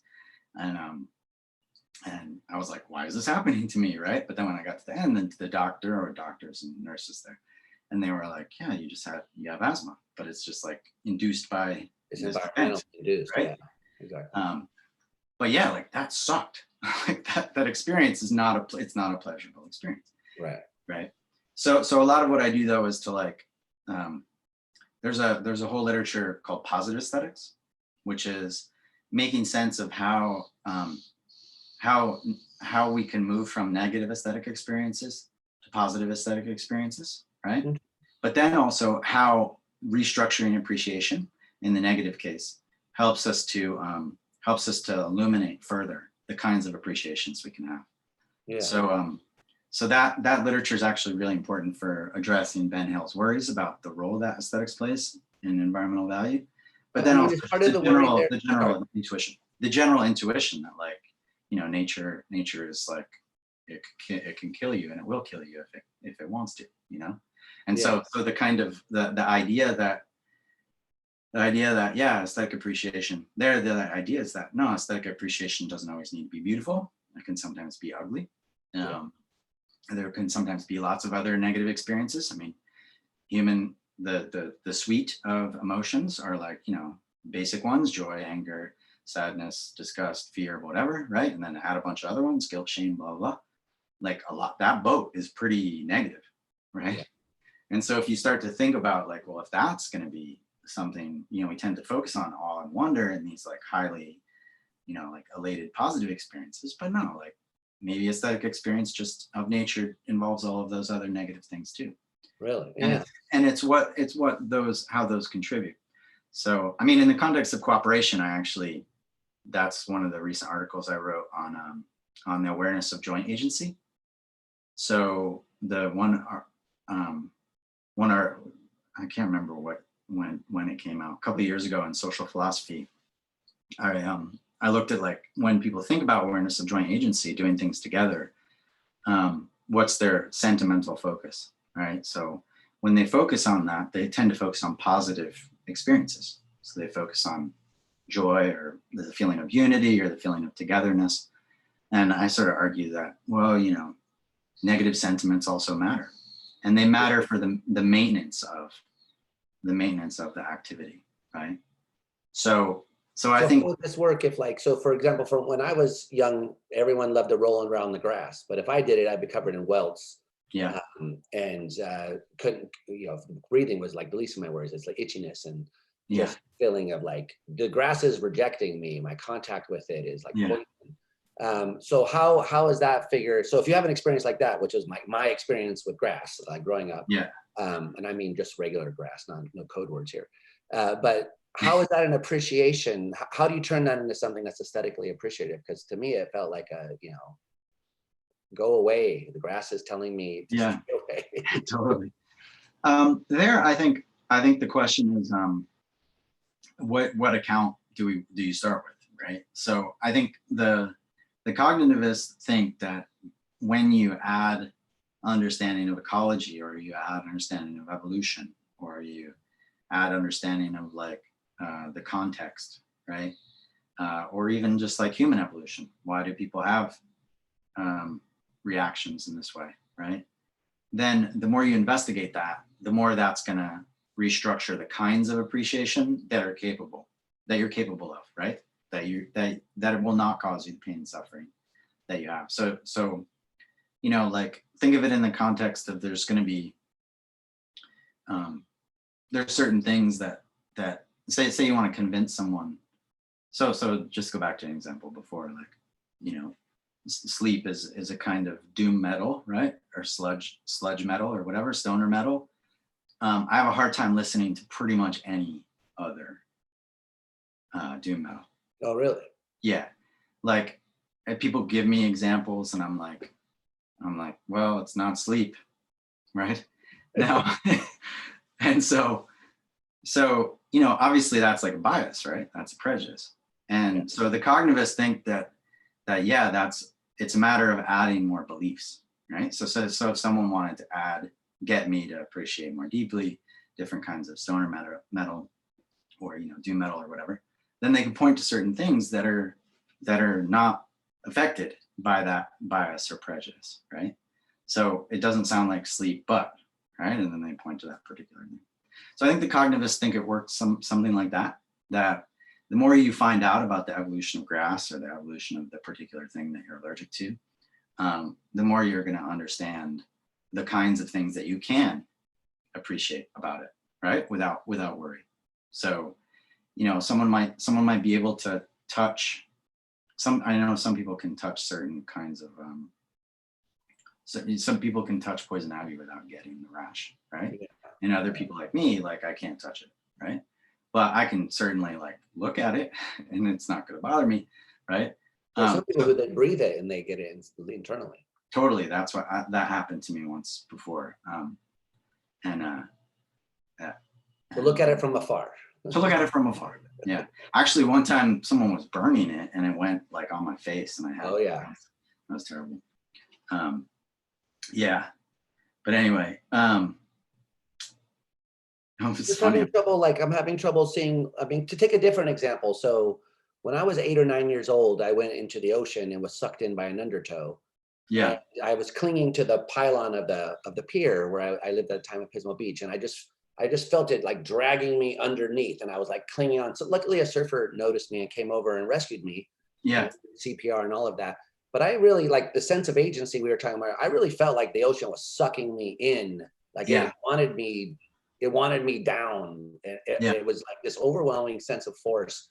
And for the longest time after that, I hated the ocean. I mean, I'd like to look at it from, I didn't want to go near it. I was like, that thing's out to get me. And I don't really understand how learning more about oceans and undercurrents and those things are supposed to help me appreciate that sense of like terror and panic and overwhelming force. Yeah. Or the sense of, I mean, from the grass. So I'm not sure what the cognitive is going to say. So then we can, right. So then we could shift to another kind, right? Another theory. So say we focus on the say the cognitive stuff doesn't help. One question would be whether the emotion theory or what's called the arousal theory could help. And there, what Carol really points to is the question of whether the emotions are correct or not. Right. Yeah. And there sometimes, we have fears that are generated by the experience. And then you have a kind of, what is it called? Aversion, an acquired aversion. Is that what it's called? There's a specific category that I'm forgetting. Okay, I don't know. But anyway, like I have an acquired aversion for avocados, unfortunately. Like they're really good food, right? And they're super healthy. Yeah. And guacamole is like now a thing that people get into, right? Yeah, totally. It's a thing. But I can't be around. I can't be around avocados, and you can't be around avocados. Like I see them, and I'm like, oh, I have like an aversion to it, right? Wow. Okay. Now that doesn't make sense, right? It's an emotional response of disgust, and that emotional response of disgust is like incorrect, right? Yes. And so we can make sense of it as being correct in the sense in which, well, here's the function of it. The function is to help me to not ingest something that's going to be harmful to me, right? And so you can theorize about, well, what's the evolutionary basis, or it could be, what's the cultural basis of it, right? Because I might be blamed for eating avocados, right? So it could be a cultural basis too that frames when it's going to be correct and when it's going to be incorrect to possess that emotion. And so on the emotional view, the idea is that, we kind of reflect on what those emotional states are, and we can achieve a more positive state by trying to adopt the correct emotions in those contexts and weed out all the incorrect emotions. And then you'll come to have a better awareness of a deeper appreciation, right? A more positive appreciation. Now, positive doesn't need to be joyful. It just means that you're available to all the kinds of aesthetic experiences that might be possible. I'm a big fan of this line of argument, by the way, that the emotions can be a praise for correctness. In fact, in my dissertation, I spent a lot of time trying to defend that view. So I'm glad you're bringing it. But that's so. I mean, I guess the question that I'm getting at is like, so I still think grass is pretty. I still like to look. I mean, I think lawns are disgusting, and I hate that people have lawns because it's kind of pointless grass. But like when I see grass in nature, I enjoy it, even though I feel like it wants to kill me. When I see the ocean, I think the ocean's magnificent, even though I feel like it wants to destroy me. And, my time surfing too, I'll forget about that, being dragged under by the waves. I hate surfing for that reason. However, I still aesthetically enjoy the ocean and its presence, and even swimming in the ocean, and so forth. So I'm having trouble understanding how this relates to the aesthetic enjoyment, which seems to me like something different from all of these things we're talking about. Yeah, I guess it depends. I mean, in the nature aesthetics literature, people tend to focus on beauty, right, as being the kind of umbrella category that structures the way we do aesthetics. And I think that's super important, right? But the sublime is also a kind of experience, right? Yeah. And so the way you're describing it too, it seems like that could be, the power of the ocean that is so overwhelming that, it seems like it's going to swallow you, right? Like that kind of experience, which, that's also represented in different paintings, like Turner's paintings, for instance. Yes. Right? Yeah, absolutely. Like his paintings of the ocean are badass for that reason. Like kind of captures the sublimity of it in a way that just, swallows humans, right? Like it in the experience, you're like, whoa, that is the experience of the sublimity of it. So I think there, like that can be a kind of an aesthetic experience, and fear, you know, fear that is involved in that, or horror even, could be part of the aesthetic experience. So again, like, I think the positive negative thing is kind of it's kind of confusing, because it's not only like joy or elation or like positive feelings in that sense, right? It's more about like, is the range of possible aesthetic experiences opened up to you, right? Yeah. So it's more about like negative judgments in the sense of like Hume's sense of like they're kind of like biased or prejudiced judgments that we have, that are sometimes based on like an unfamiliarity, and other times they're based on shitty experiences we have, right? And other times, sometimes they're even principled, right? So like, you know, people might have a negative judgment about certain things that a lot of people like, right? So you know, there's a lot of social capital around talking about a particular movie, right, that everybody likes. Yeah. And you might think, well, it's inauthentic to love that movie because everyone's talking about that movie and they gain lots of social capital by talking about that movie. So I'm going to be like, no, I don't want to talk about that movie, right? That's a negative aesthetic. And right. So, you know, you can get through that snobbery, right? Like overcome the reasonable critique you have, which is that snobbery drives a lot of the judgment about why it's good or whatever. And then come to appreciate it positively. Now you might still disagree. You might still disagree with the way that appreciation is socially structured. Yeah. And you still might have all sorts of negative appraisals of it, but nevertheless, you're open to the kind of experiences that are possible. So it's in that sense positive.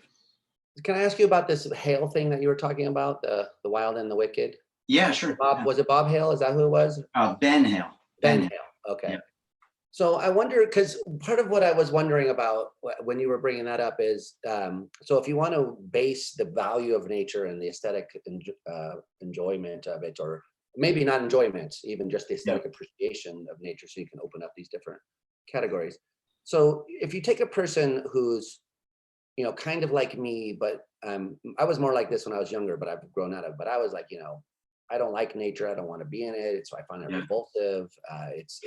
It's a malevolent force. It's trying to kill me at every second of my life. So it's part of the worry there that if you have a person like that, then they're not going to, so when you say that nature is valuable because of the aesthetics, they're going to say, well, I don't find it valuable. Right. So it's part of the worry there that the variability of the kind of experience that we have is going to sort of be too subjective in the sense that it can't ground these kinds of, we should preserve nature or protect Absolutely. It or something like that. Yeah, totally. So I don't know Hale's full view. I only read that book, but the idea is he's kind of more of a kind of Kantian pragmatist, right? So he's a pragmatist about environmental values in the sense that he thinks that, you know, a lot of environmental policy should be based on empirical stuff in the social sciences, right? And it's not going to be based on theorizing about intrinsic value, let's say. But then also he thinks that he's a kind of Kantian in the sense that he thinks that human rationality creates our duties or obligations. So the fact that humans possess rationality means that we can think through what we should or shouldn't do with respect to the natural world. And that gives us a kind of obligation to protect the natural world. And more broadly, he's like against this kind of sentimentalist or empathy with nature way of framing what the grounds are for our obligations. But then more particularly, he thinks, like when people, he talks about it as like the precious vase phenomenon, that like when people talk about nature aesthetics, they tend to focus on, you know, it as being something that's pretty or beautiful or whatever, but nature's not like that. Nature's going to kill you, blah, blah. And so it can't be used in that way. I'll share with you, can I share a screen again? I'll share a diagram that might help to like frame some of the relationships that I'm interested in. Cool. Let's look at this. So I just made this today, actually. Perfect. So the nexus that I'm concerned about, and this is really like the contemporary debate, is what is the relationship between nature aesthetics and environmental ethics? In the more extreme case of the judgments about environmental ethics, people are worried about, like, is there intrinsic value, right? Is there value in the natural world that goes beyond means, ends, reasoning? Is there biocentric value, right? Like, is there value that exists independent of human points of view? And is there holistic value? And so some of that is like, you know, how do we make sense of our judgments about the value of the natural world? There's also like motivation.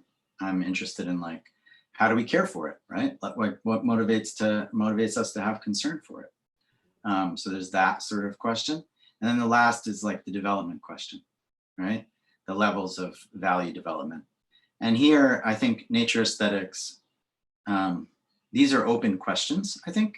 They're questions about how we map these onto each other.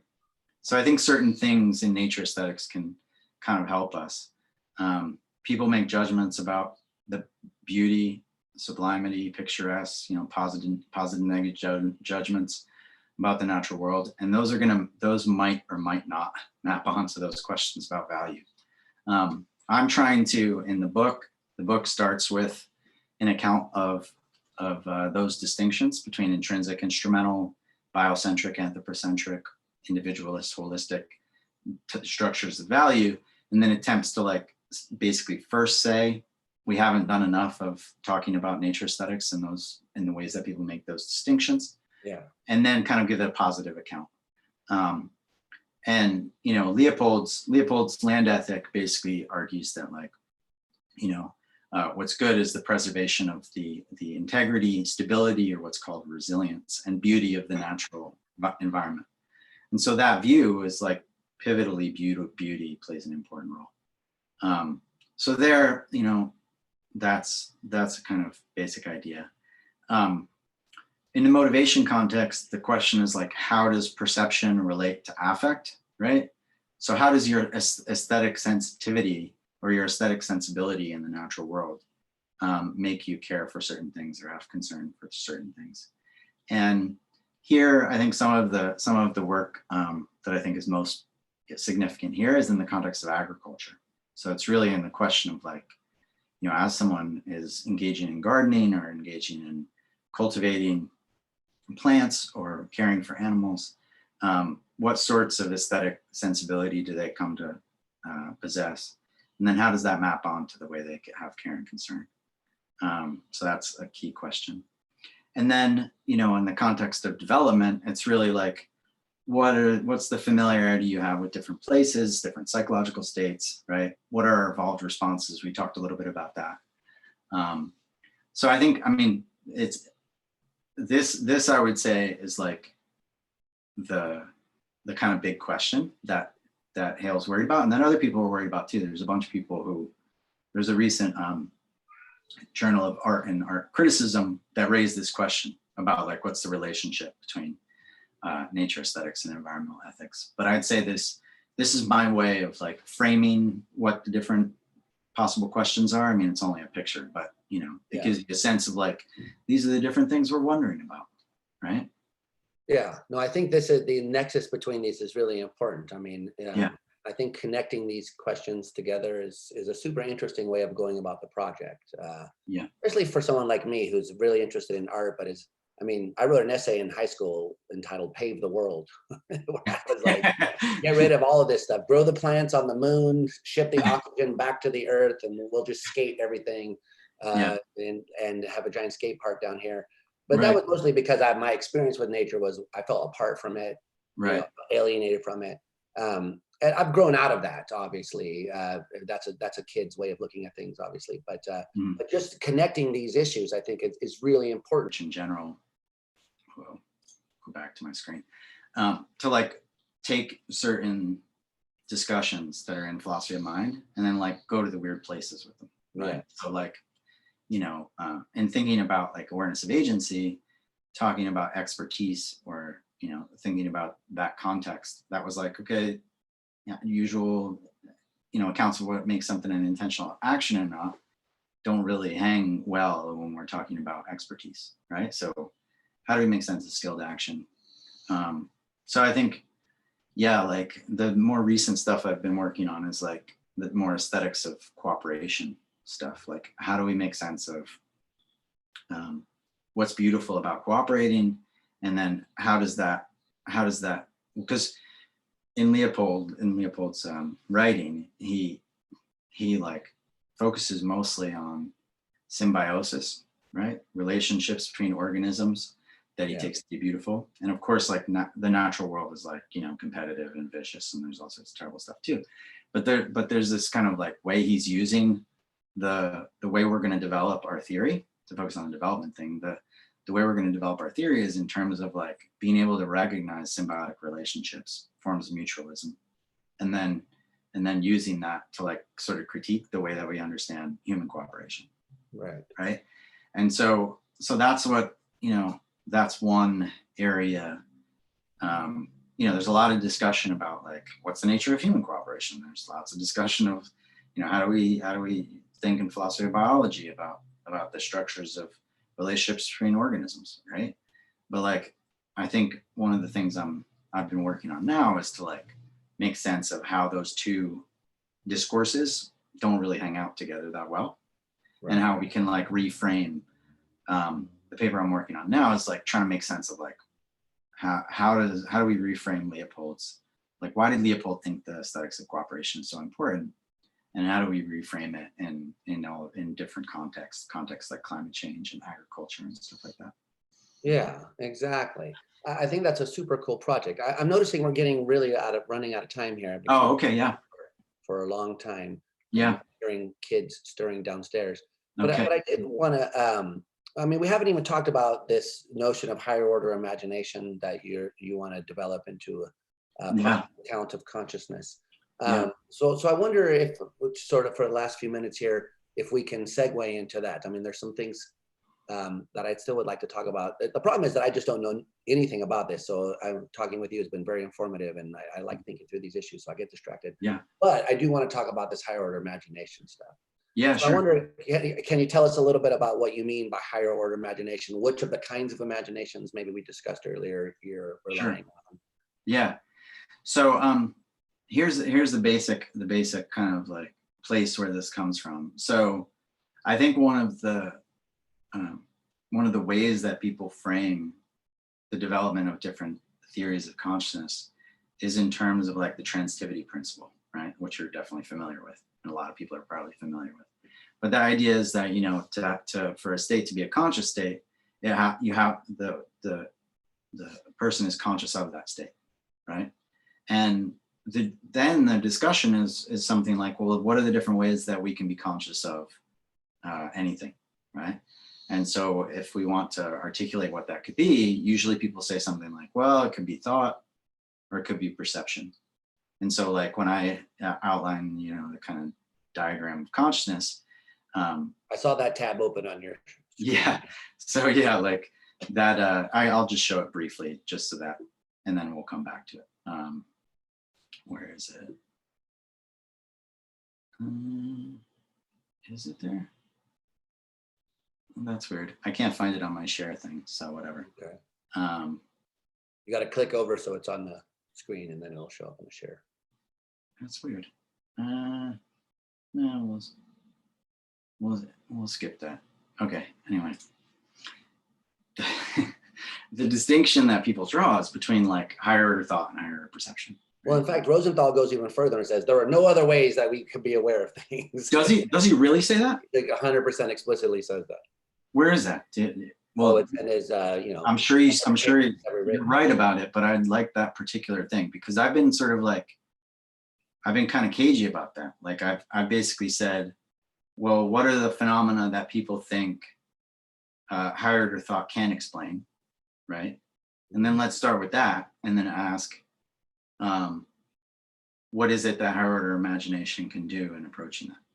So I haven't. The way I was thinking of it was, probably people don't make this hard and fast distinction. It's just sort of like a pragmatic thing, right? Like these are the different ways we're aware, but that's helpful. Yeah, I'll send you the reference. I mean, it's in here. Sweet. I think I've read that book.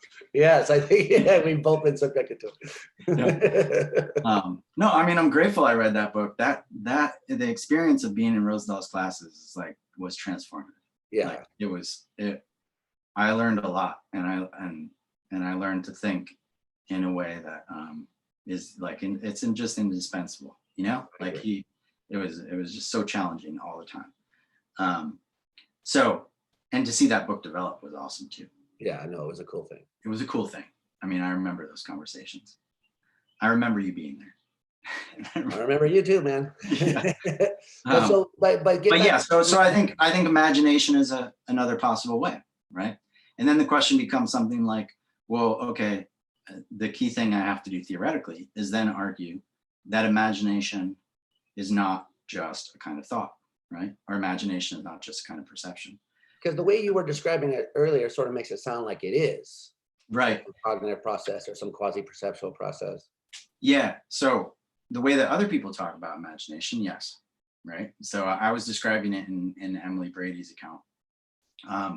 The kind of motivation for thinking about this project kind of came out of thinking about the aesthetics, the nature aesthetic stuff, because one of the things that I started to think about is, are there kinds of imagination in the context of action that are more like, dance performances, right?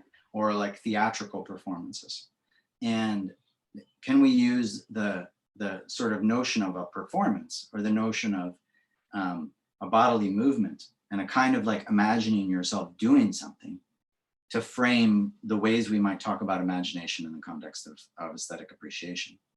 So is it the case that, like, you know, you can come to see different things, hear different things, like perceive things differently, and have different qualitative experiences by way of different kinds of performances that you enact in the natural world?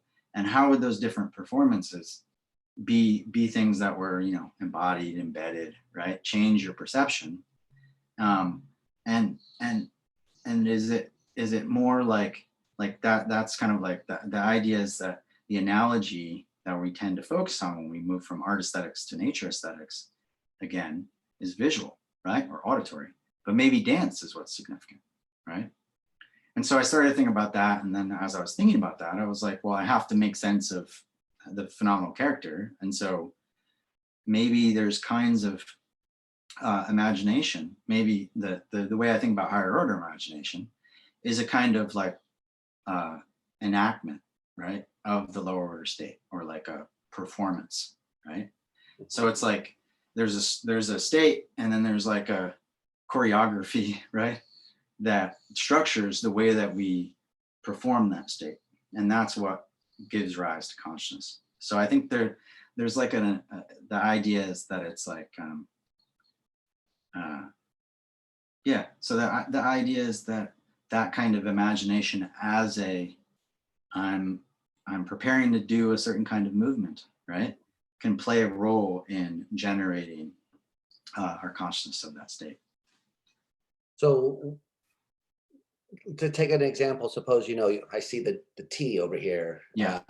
and I want to reach for it. So what you're saying is that my conscious perception of the T is somehow in part constituted by my imagining my movement towards the T? Yeah. Or this a higher order enactivist view? That's right. Mm-hmm. Yeah. So it's in a kind of an activism that's structured, that focuses on the action oriented way that conscious states matter or function, right? So another way to get to this too, and this is where I guess I thought Rosenthal was more strict about the distinctions, but in the function of consciousness stuff, he tends to say, you know, like in that paper, he's like, well, what's the function of consciousness? And the question becomes something like, well, we have first order states, and those first order states play a variety of roles, right? Yeah. And when he's cataloging those states, he's like, all right, thoughts, like, you know, logical inference. Does that need to be conscious or not? And then he's like, no, it doesn't need to be, right? It can still play that state, that role, and goes through all the different states. But one of the things that he doesn't really talk about in that context is like rehearsing actions, right? So he talks about intentions, and he says, yeah, you can have an intention that's not conscious and conscious, right? And so it doesn't matter to the role whether it's conscious or not. So there might not be a function of conscious. But I think well, and I thought I thought a few times after reading that, well, what about like rehearsal of actions? And how would it's not an intention in that case, right? You're imagining what would happen if you did that thing. And in imagining what would happen if you did that thing, you're aware of a variety of things, right? So I guess one of the question is like, the theoretical question is first, does imagination hang with the transitivity principle? Like, can it be a kind of awareness? Right. And then like, and then in this function case, can it give us a new way to think about the function of consciousness, right? Which is like the rehearsal of how it is that those states would bear on our action. And also I think there's a further question is whether it can occur unconsciously, because part of the view is that the higher order states, whatever they are, have to be unconscious. I guess they don't have to be, but it's typically thought to develop into a regress if you don't have to be unconscious. So the kind of imagining that you're talking about, it seems to me typically to be conscious, to be something that we consciously engage in. And I'm not aware. I mean, maybe you defend this somewhere I'm not aware of, but it seems like you would have to argue for the fact that you could have these kind of imagination episodes unconsciously or without being aware that they're occurring. Yeah. So I think this is where it gets into questions about the kind of self-control over action stuff, right? So I think yeah, and I guess otherwise in my articles, like the stuff that I've written about, I keep coming back to like a way of framing different levels, right? So like levels of representation or levels of accounts of self-awareness and stuff. And so like when I think about that kind of question, I think about it in terms of like, well, there's probably levels of self-control over action. And some of that is explicit, where I'm like where I'm actually doing choreography, right? Or where I'm actually doing, performance of music, or where I'm, about to do an action painting, let's say, right? So in those cases, I might make explicit and be very aware of those actions.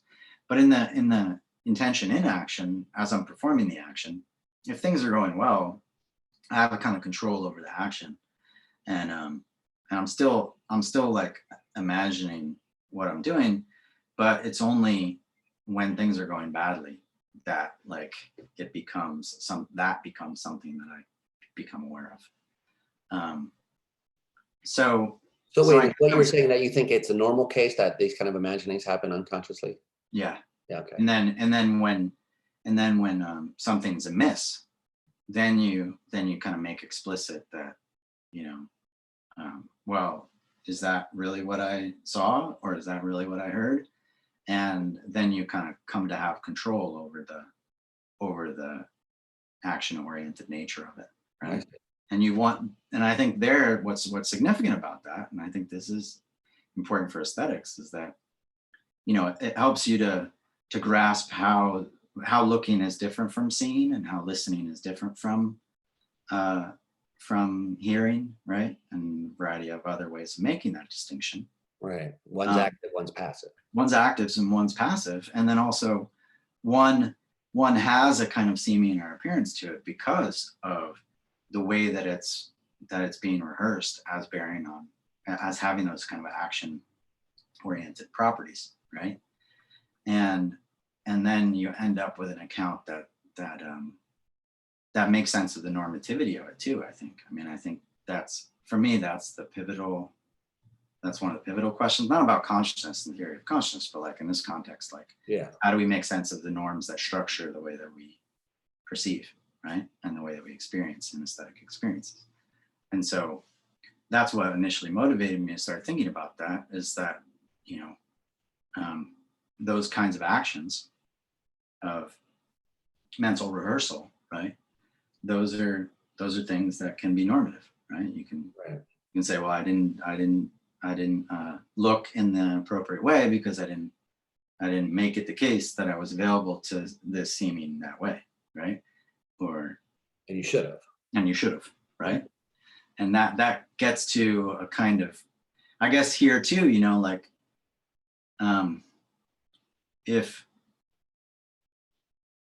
so there are kinds of regresses that happen in the context of action theory, if it's the case that you have a kind of volitional account, right? So like what accounts for why it's the case that something is intentional action versus not. And like you have a bodily movement that's caused by a will or a volition, and that volition is something that's an action. Right. And then you face this kind of regress, right? Exactly. But I think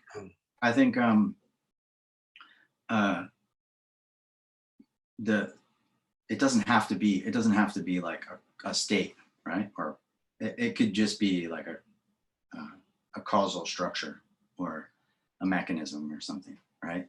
I don't think it has to be. You don't have to think about it in terms of a kind of action, I guess. That makes sense. So one of the questions that I had and thinking about this is how it might be related to or different from predictive processing accounts. So, Yeah. you know, because that's a general, what we're starting to think of maybe as a general feature of the way the brain encodes information. Yeah. Predicting what the kind of response that's going to get, or the kinds of feedback that are coming back, and error minimization and all those sorts of things. So do you see a connection between predictive processing and the kind of imagination that you're talking about, or how are those situated together?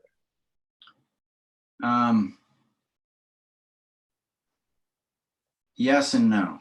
So yes, in the sense that maybe ultimately that's the kind of basis, that kind of state is the basis of it. And I guess in the activist literature, people are really, they're interested in how Andy Clark is using this kind of framework to think about an activism about perception. I guess, like empirically, maybe they're the same, right? But I think one of the worries that I would have, and this comes back to what we started with, this question about a lot of the questions about neuroaesthetics has to do with the normativity of our perception, right, and of our aesthetic experiences. And so I think it's not about prediction or even like expectation, right? It's like about how it should be, like how it ought to be, like how you. I really think we have to capture like the normative structure of our perceptual experiences. And I guess that's what I'd worry about. I worry that the predictive processing account kind of leaves that out, or leaves that distinction unclear, right? Unanswered. And I'd like to think that no, that's a pivotal phenomenon, right? Like the fact that our orientation, what we should or shouldn't do with respect to looking at something or listening to something, that's pivotal to the experience, right? Phenomenologically, but I also think just explaining it. And so I think the higher order imagination view helps with that, because you could, there's a different way that it could be correct or not, or appropriate or not, in the case of imagining than there is in the case of prediction, right? And I think that's significant. Yeah, interesting. Yeah. Okay, so I'm seeing I'm really running out of time here. So all right, sorry. I wonder if I could ask you if there's anything which hasn't come up, which you were hoping would come up. And the answer can be no, but just I always like to check. Well, I would have liked to talk about environmental disobedience a bit, but I mean, well, what do you mean by that? I just think that's super fun to talk about. So like, I wrote a paper recently in a public policy book on environmental disobedience, which is basically like civil disobedience on behalf of the natural world. Oh, I see. And so in that context, I just think that's interesting. I'd just say, if anyone wants to talk about that. Well, can you give me an example? Is there an example of it? Yeah, so like, have you seen like the sea shepherds, that show about the sea shepherds? They're like people who protect whales and dolphins. Oh, right, okay. Mm-hmm. Yeah, so they're like breaking other people's boats and stuff. They're breaking laws. They're like destroying things, destroying equipment, right? And they're breaking a variety of laws, so it's kind of disobedience. But it's on behalf of, it's civil in the sense that it's on behalf of some value that your society doesn't care about. And one of the things that I've been interested in is how an active imagination can help us in that context. So that's kind of a thread too, that I think it's a kind of way that I apply some of the stuff that I've been thinking about. But but I don't know. So how can it help us? It can help us because of the way that people frame how it is that we should interpret what people are doing when they're appealing to values in the environmental case or in the natural case. They tend to highlight it in terms of two discursive kinds of ways of expressing, right? They're like asserting something about values or whatever. And I use this account to like say that the account of an active imagination to say that actually they're like performing the values. The protection or the care or the concern is a kind of stopping that harm from occurring. And so I connect that with a variety of ways that it's theatrically presented, right? With a variety of ways that it's that performance plays a role in political action. And so it's a very short article, kind of like reframing the different ways that people think, like from Rawls to the present, and then applying those different accounts to different views of environmental disobedience. But I've been more interested in like the performing view, right? The performative accounts and how those performative accounts can work. So in this same context would be people who like chain themselves to trees so they don't get cut down. Yep, totally, yeah. Yeah, and that kind of stuff. But how is an active imagination going to help us there? Because the way that we're framing how they're expressing those values. And it's really a matter of like how it bears on the policy. So how do you explain to the judge, right? Here's what they're doing to express their conscience. That's a puzzle in that literature. Right. And one of the things that people tend to focus on, and Rawls really focused on, was that you're making an assertion about your values. And I'm basically saying, no, that's not necessarily the case. We can think about it in terms of kind of an active imagination. Mm-hmm. They're enacting through, so you can think of it in terms of like, sometimes destruction of property is understood as a kind of violence, right? And that immediately makes people think something like, well, this can't be, this has to be unjust, right? It has to be bad. Has to be bad. And but the idea is that, well, no, like their performance is actually the destruction of human, like using a drift net to capture tons of fish, right? And also capturing dolphins and whales and other creatures. And so the destruction of that property is actually an enactment of the care and concern, right? They're bringing about the values of preventing that pain and suffering of the non-human animals by way of imagining what the world would be like if environmental values were present.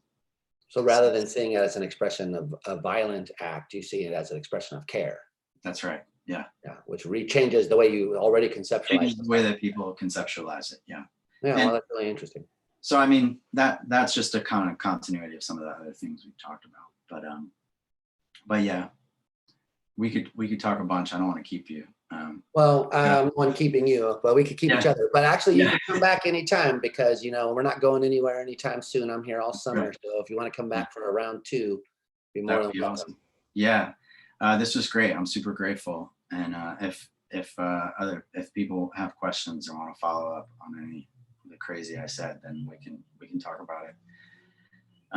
And thank you again, because this is like helping me to like get back in to doing some of the research on it. So yeah, I know the feeling. No, I thank you for taking the time to do this. I know we were supposed to do it before, and I was sick back then, and now I'm starting to wonder whether I had COVID or not, and nobody knows. But I know. Yeah, the research I was really quite sick, and anyway, so yeah, I know we were supposed to do it, but thank you for being patient and allowing me to beg off a little bit, and then. Good. I'm grateful we got to do it. It's good to reconnect, and yeah, absolutely. It's good, and this is doing kind of like applied philosophy of mind and nature aesthetics and environmental values, like weird. So. Yeah. Getting the opportunity to talk about it and connect with people potentially is great. So I'm super awesome. That's what I'm here for, to try to help the weird but serious persons connect with other weird but serious persons. Cool. I love people who think about strange things but in a serious way. I'm real serious about that. So I think the work you're doing is really cool. And reading through your stuff, I'd learned a tremendous amount. I'm not joking about that. So it was really challenging for me, especially as someone who's always come with this antagonistic kind of feeling towards nature. To really think through these issues was really eye-opening and quite rewarding, actually. So I appreciate the work you're doing.